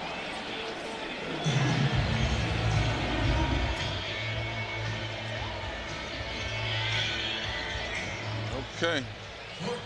You'll learn. Sometimes you got to burn to learn. That's what my granddaddy used to always say. Sometimes, son, you got to burn to learn. Eric Metcalf is back in now as a return man. And he'll have time to return this one. Come on, Eric. Come on, Eric. He got all you could get out of it. Now, those of you who are watching that are David Dunn fans or that are watching the replay, we're cheering for everybody. Yeah, it's not against It's not a person. This guy struggled a little bit in the preseason, Metcalf, and you just want to see him just do. He's so exciting when he has the ball in his hand, but it's nothing against Dunn. Dunn's done a great job in the preseason. And Eric Metcalf's going to stay in the ballgame. You know, and the wall's set up pretty good for a short distance there. Marcus Tuiasosopo is now the quarterback.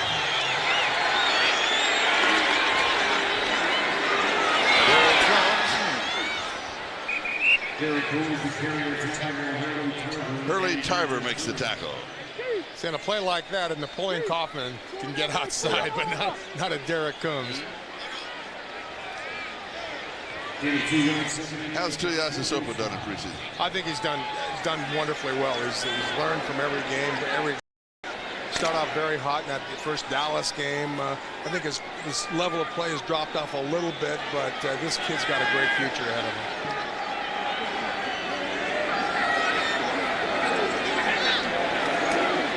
Play action fake.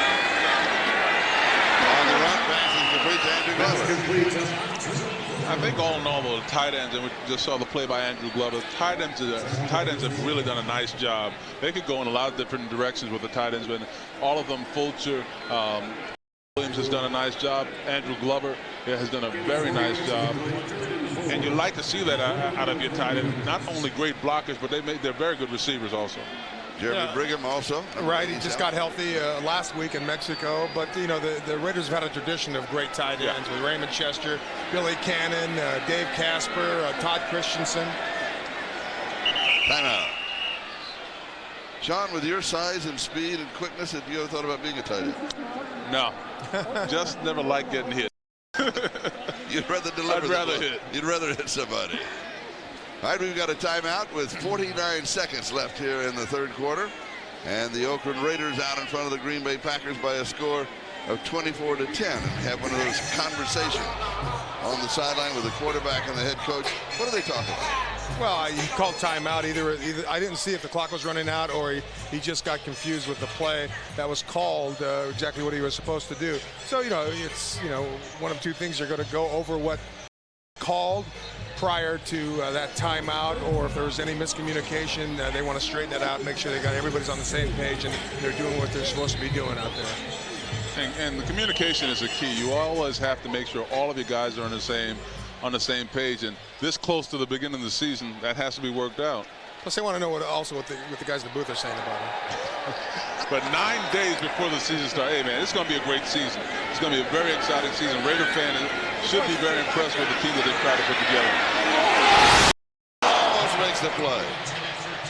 Derek Combs, the intended receiver, and Tuiasosopo, I thought very impressive on that because he waited. You talked about decisions, waited as long as he could. The decision opened there for him, and he made the play. And close to a big play. Close to the big play. Didn't quite pull it off. So here he's going to do it every time. He's looking to the right, though, but he's staying too long. The guy's pick, you know, then finally he's looking around the field, though, looking for somebody to be open. And the Raiders' offensive line did a very good job on that last play. In fact, I think for the most part, the entire preseason, they've done a very good job. Called by Charles Lee. He takes it at the 7-yard line. You know, they probably had their biggest protection problems last week against Dallas in Mexico City. I'm just going to throw that game out. Okay. You're only supposed to have 4 preseason games. That's right. That's a mulligan.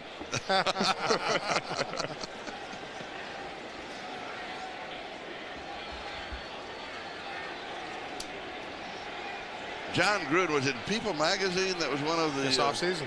The 50 is it most beautiful people? Yeah. And he's so proud. He is.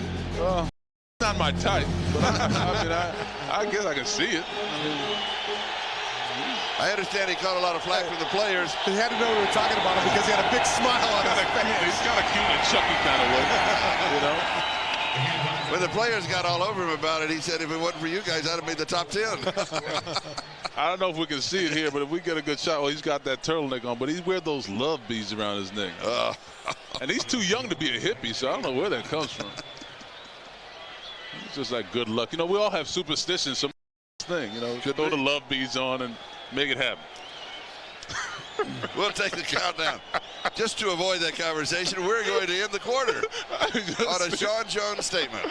It's official. 3 are in the books. 1 to go. Oh, my goodness. Quote Sean Jones on that. 24-10, Oakland. Final period in a moment. In the ball game, Green Bay's net rushing yardage to this point, Sean, is 26 yards. Not pretty. Ooh.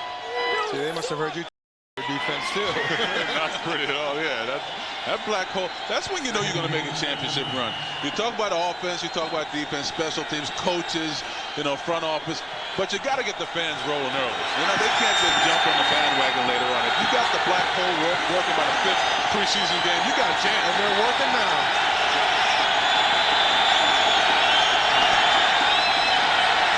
Pump fake, pressure, throws deep, and it is caught. Another big play for Green Bay. This one by Robert Ferguson. They've made 2 long receptions. Eric Johnson and Raymond Perryman make the tackle. Poor Eric Johnson's had a long preseason. It's about a 40-yard play. And, you know, and he's actually well covered. Once again, the ball's a little underthrown. No, that's not actually spread on the money. But still, you know, Eric Johnson's given up several big plays this preseason. Yeah, and making the transition from safety to corner, it's a difficult transition. But they're sticking by him. First down, Green Bay. Come on. Burris goes deep again. Tipped. Incomplete. Charles Lee, the intended receiver. You said you wanted to see his arm. Well, he's thrown deep twice. Well, he's got a nice arm. Well, we've seen that. You know, and there was an example of an offensive receiver playing defense, keeping it out of the defender's hands, preventing the interception. Here's another look. Right, eye backs, little play action, and gets a little contact downfield. And probably a good job by the refs of letting them play a little bit. It's about equal, wasn't it? Yeah.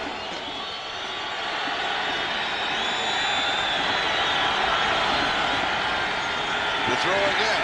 Steps forward, pump fake, over the middle, and it's caught. Mike Kurachek on the receiving end, right at the first down marker, maybe just a little shy. Ryan Phillips makes the tackle. But, you know, little trash talking going on in this ball game. Yeah, I'm sure. But, you know, one of the things that you get from a young, inexperienced quarterback is you don't know what to expect, you know, because you haven't seen him play before. You don't know what he's going to do, how he reacts in a situation, whether or not he's a real fine runner or not. And so sometimes it makes it very difficult on defense to really lock in on him.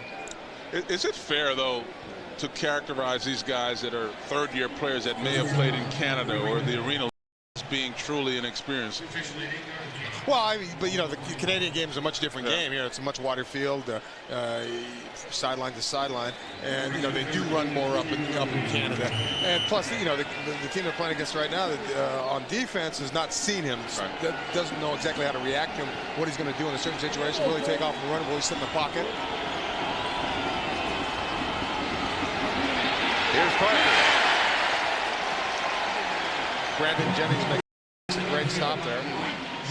Comes up. He's had a good ball game. Yeah, I think so. Absolutely right. You know, keeps his leverage, comes on from the outside in. Knows that he has help on the inside if he does miss it. Ball just inside the 40-yard line, second down. Raiders have always had a tradition of great corner force or guys at the corner position that will come up and play the run, kind of. I know who you're referring to, so I'm not going to name names. You gave me that look. Always name names. You're a Raider. Name names. But in recent memory, Woodson's a guy that likes to mix it up a little bit. Lester Hayes, a little bit. On national TV, on Monday night, Lester would always come up. Always. Mike Haynes. Mike Haynes, yeah. Tough.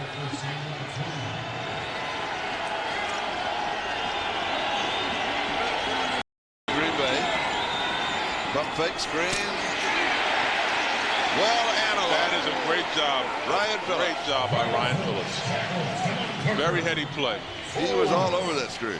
A nice job. And the purpose of a screen is to really confuse you or make you think one play versus another, make you drop when you're supposed to be playing close to the line. And what Ryan Phillips does right here, never takes his eye off the play. He sniffs the play out. He plays the play before the play develops. When you're able to do that, and I said earlier about Ryan Phillips, this is baby Beaker. You know the guy is going to be where he's supposed to be, steady, steady, steady.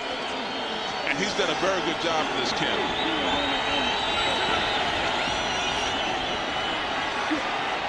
Deep and too tall.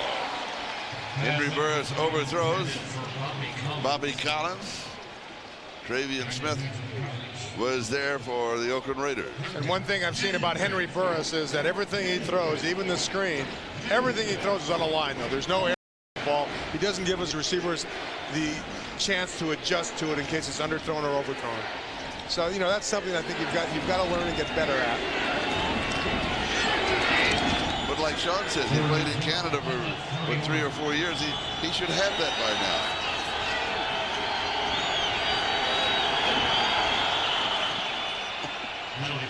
There were some whistles and then kind of a hesitation, and Josh Taves decided he would go ahead and chase the quarterback.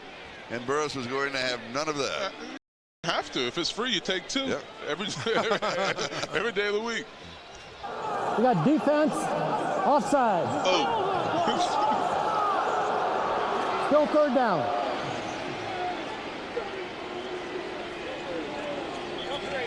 And what's it, unabated to the quarterback, Sean? Yeah. That is a good jump. He's a Northeastern guy. We didn't have it easy at Northeastern, you know? So we've got to take those extra steps to be ahead of the game. Pride ourselves on that. 3rd down and 7.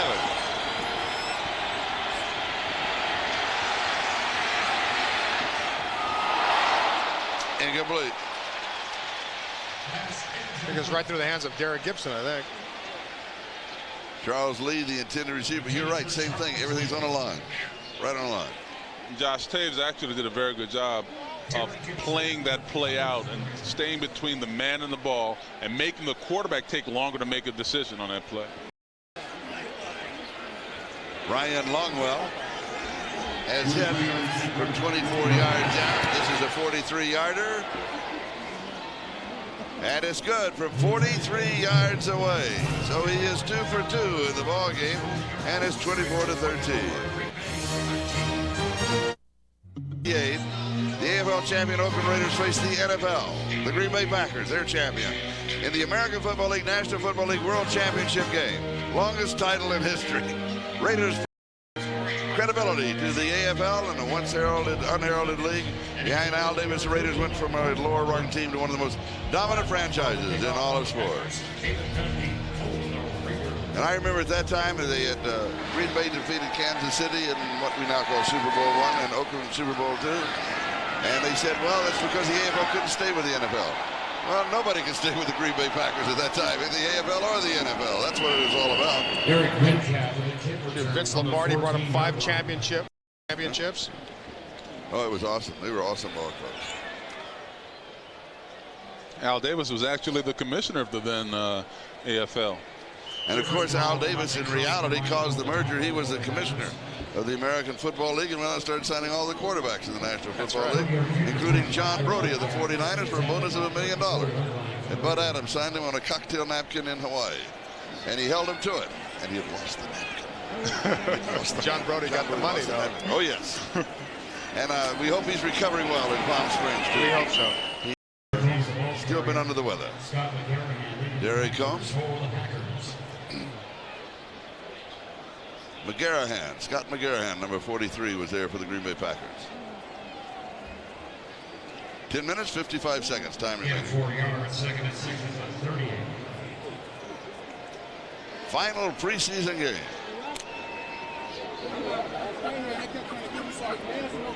I got the water. I went over here.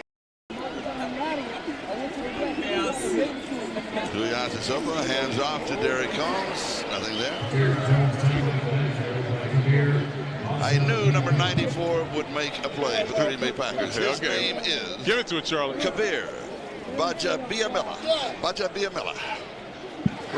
Great job on the name and a great job on his part by making that tackle from the backside, chasing Derek Coombs down from behind. Yeah, he read their mail. You see a quarterback getting in a rhythm, and he went right on one, and boom, he was gone before he even jumped. Of the two challenges, mine was bigger. Absolutely. I wouldn't even say. You notice I did the whole thing, didn't mention his name once. 94. We call it 90 for short.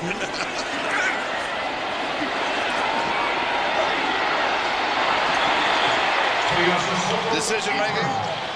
Yeah, I think so. I think he got out of the way of a heavy pass rush by the Green Bay Packers, was able to escape that, got outside the field, still keeping his head, his eyes alive down the field, looking for a receiver.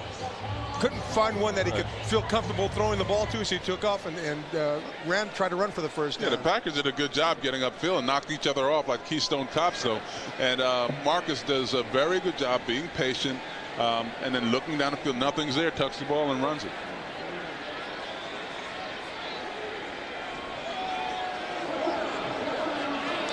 It'll be 4th down. I'd like to see him.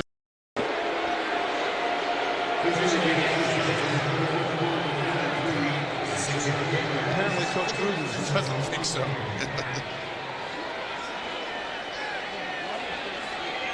Shane Leckler comes in to kick it away. Charles Lee is the return man.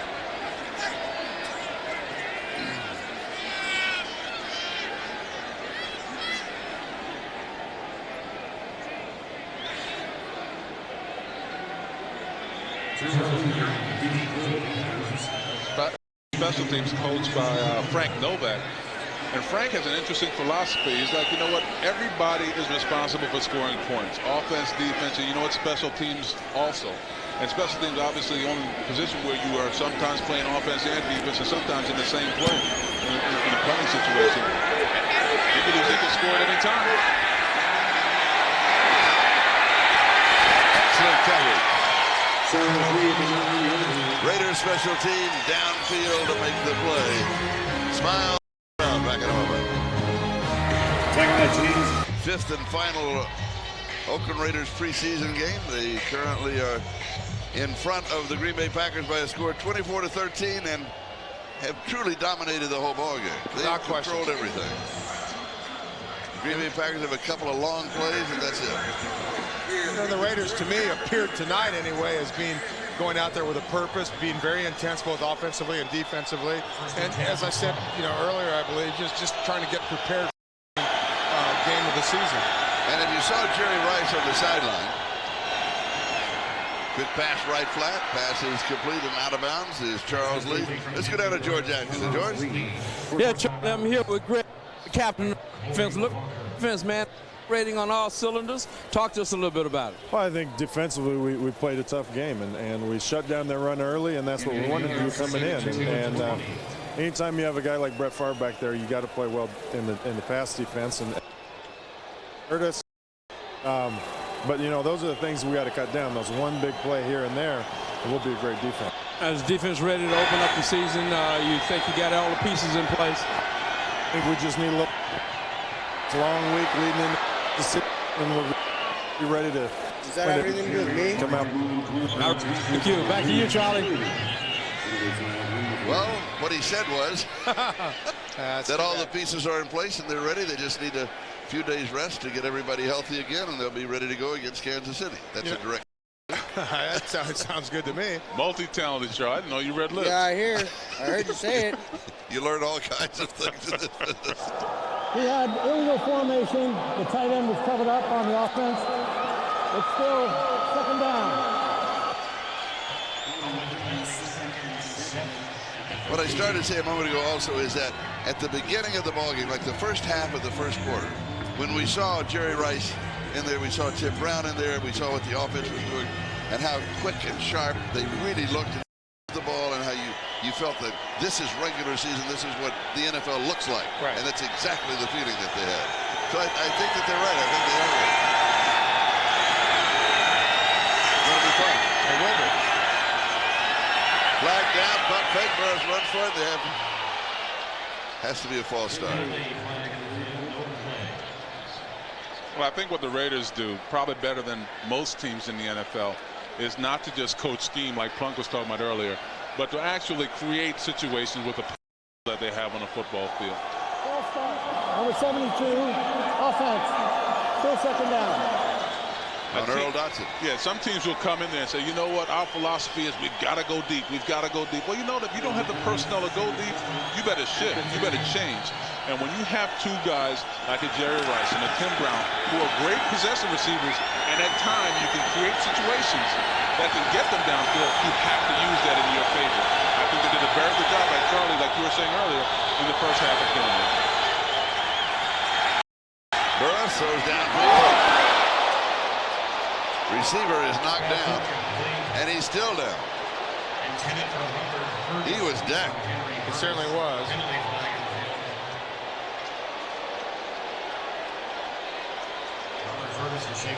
Robert Ferguson. Perryman delivered the blow. And Ferguson's their 2nd-round pick.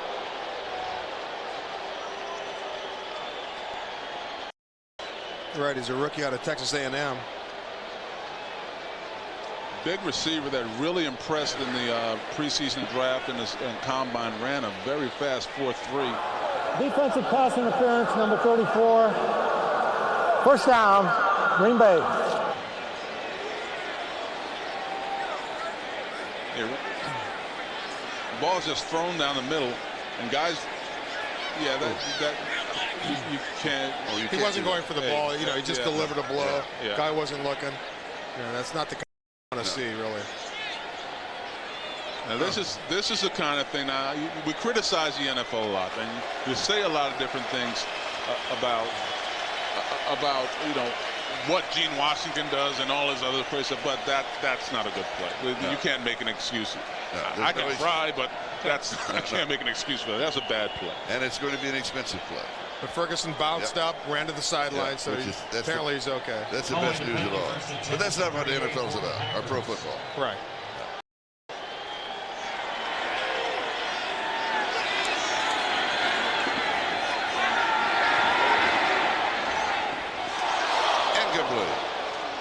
Bobby Collins, the intended receiver. On the coverage. Last Monday night, Antonio Freeman said. James Burgess on the coverage. Same thing. Charlie, I disagree with that one. I don't think that's the same thing. First of all, what I saw in that play is that Brett Favre should not have thrown. They played umbrella coverage behind that. That means they had everybody in the place to knock him out, just like he got knocked out. And that's a play where a guy's coming full speed and you got to hit him. And you cannot. It's very hard to prevent these helmet-on-helmet collisions. This is a collision sport, so that's a very hard thing to police. The play that we saw before was a play that was avoidable. He did not have to take that shot on the guy. Yeah, and Antonio Freeman, the guy was flying for the ball. And it wasn't a good thing to hit him, helmet on helmet. Right. There's no question. Once you leave your fleet, you're flying through the air. You don't know what part of his body sometimes that you're going to wind up hitting. If they played this game standing still, it'd be a different story. But that's not how the game is played. So there are enough egregious plays out there where you can see the difference. The play before was an egregious play. That play on Monday night, I don't see it that way. But you aim for a part of the body, and all of a sudden that part of the body is not there. Another part of the body is there.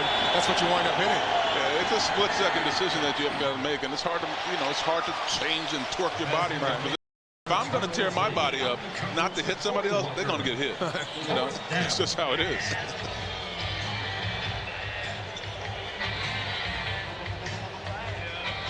Josh Bidwell will kick it away, and Eric Metcalf will have one more opportunity. 7:46 time remaining in the final preseason game. For Green Bay, Eric Metcalf deep from the Raiders.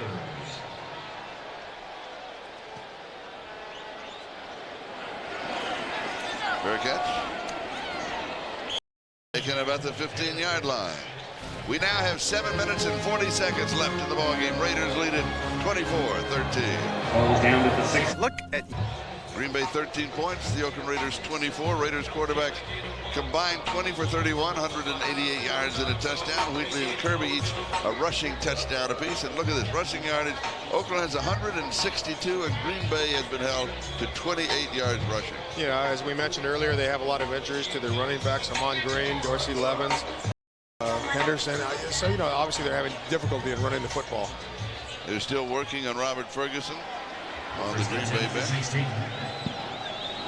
And the Raiders have the ball just outside their own 15-yard line. Tuiasa Sopo, the quarterback. And he gives off to Derek Combs. I have a feeling the game is over. I have a feeling that both ball clubs are going to run the ball. And they want to get it over and no more injury. It's that point in preseason. Do it and let's get out of here. Except for the fact that they want to take a longer look at Henry Burris, to see what he can do. So they may continue to throw the ball, try to get at least one more score on the board through the air.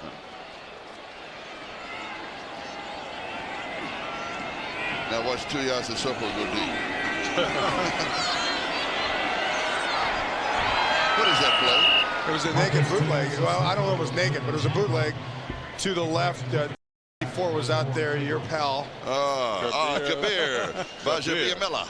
And, you know, he read it perfectly. And, you know, Tuiasosopo had really no chance. And look at to show you the speed of the guy. He runs Tuiasosopo down, although he had an angle still. Heck of an effort.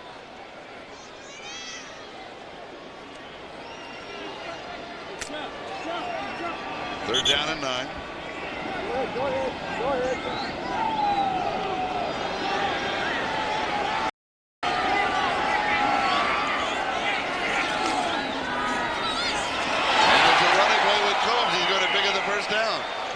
Derek Combs will pick up the first down. I think they're listening to you, Charles. Third down and 9, and you run that play. That pretty well says that they agree with what we're talking about. Well, at least the Raiders. The Raiders are in a position where they want to run the football. And that's a good point about Henry Burris too. Give him some more opportunities, as much as possible. I think it's a good chance for a kid like Combs, who I liked what he's done in training camp. Came in a very difficult position, like we said earlier. Was a kid that they were thinking about moving to wide receiver. He said, no, you know what, I'm looking at wide receiver. I'll take my chances at running back. And has done everything they've asked him to do. But a very competitive position that he's in. And you just like to see him get his shots at hopefully 39-yard line. Combs is the tailback. And he gets the call again.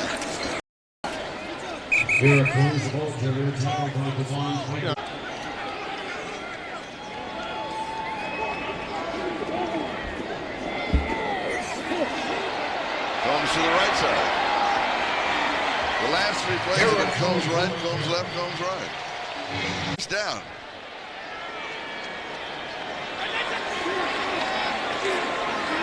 There he is, straight up the middle.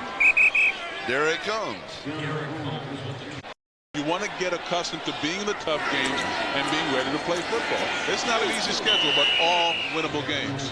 Yeah, no, I think they've accomplished a lot during the preseason. They've got to take a look at a lot of running backs, a lot of receivers they have in camp, brought in the new players. You just said, Funk, I think the big three in terms of an impact this year will come from a guy like Armstrong, Rice, and Garner in terms of how they fit into this team. When you're that close to the Super Bowl, you know, what do you add to this team? Not taking away, but what do you add to put you over the hump?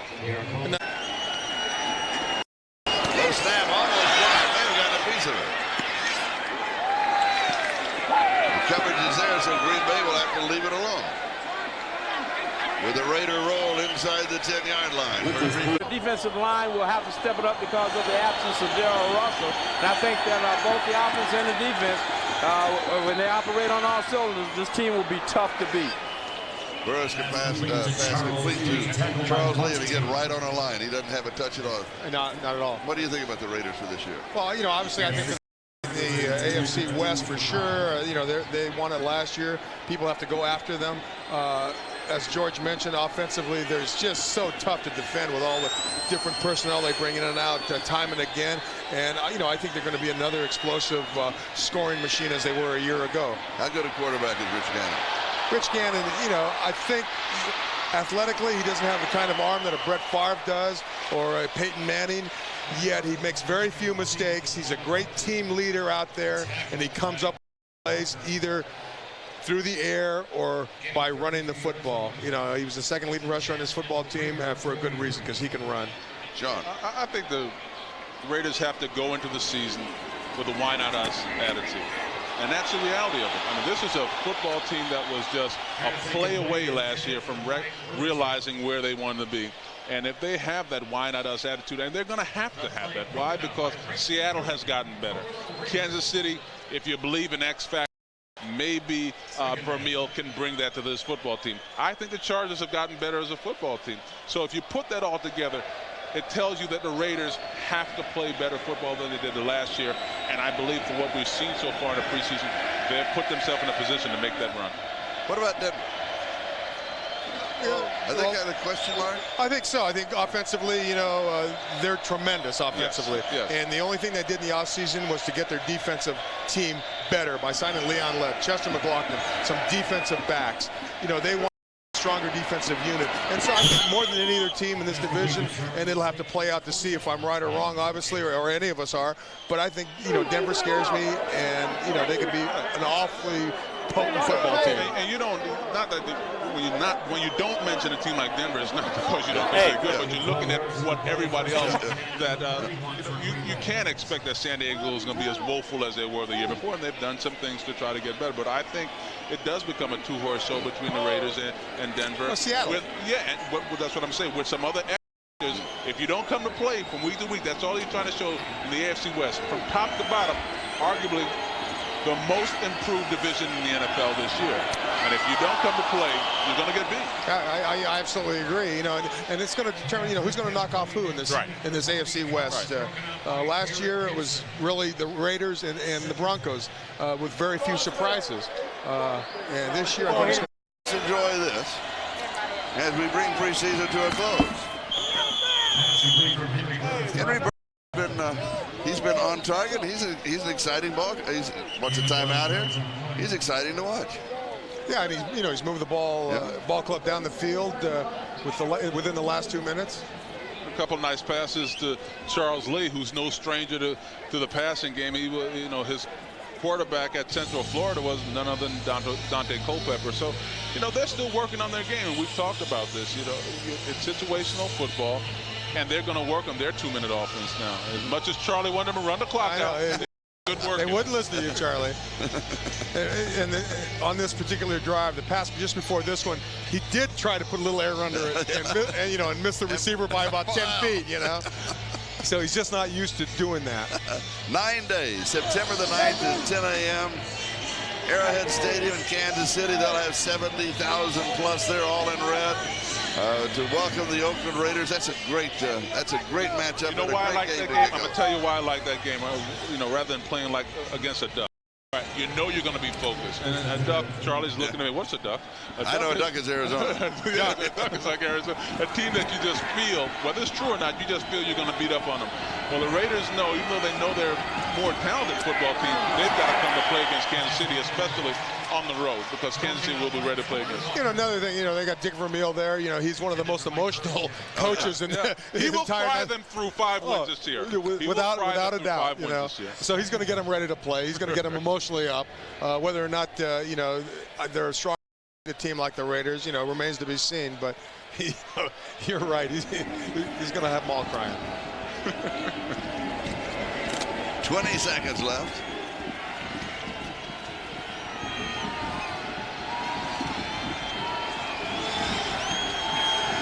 Burris reminds me a little of Doug Flutie. To the 10-yard line. I'm going to tell you who he reminds me of, Charlie. He reminds me of Garcia. There's a lot of like in the pocket. Yeah. Chris Cooper. Cooper and Brooks on the tackle. Except 30-second timeout. Garcia is most. Sure. At 10 yards, Charlie, he better. Over the middle, and that's not what he wanted to do, is it? Parker pulled it in. They're out. Are they out of timeouts, or do they have one left? That's their final timeout. Oh, that's their final. Final play.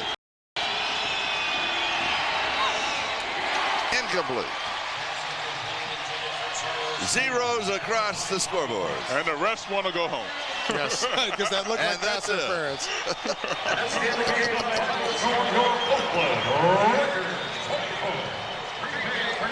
The Oakland Raiders at preseason, their record now is 3-2 as they defeat Green Bay 24-13. We'll be back in just a moment.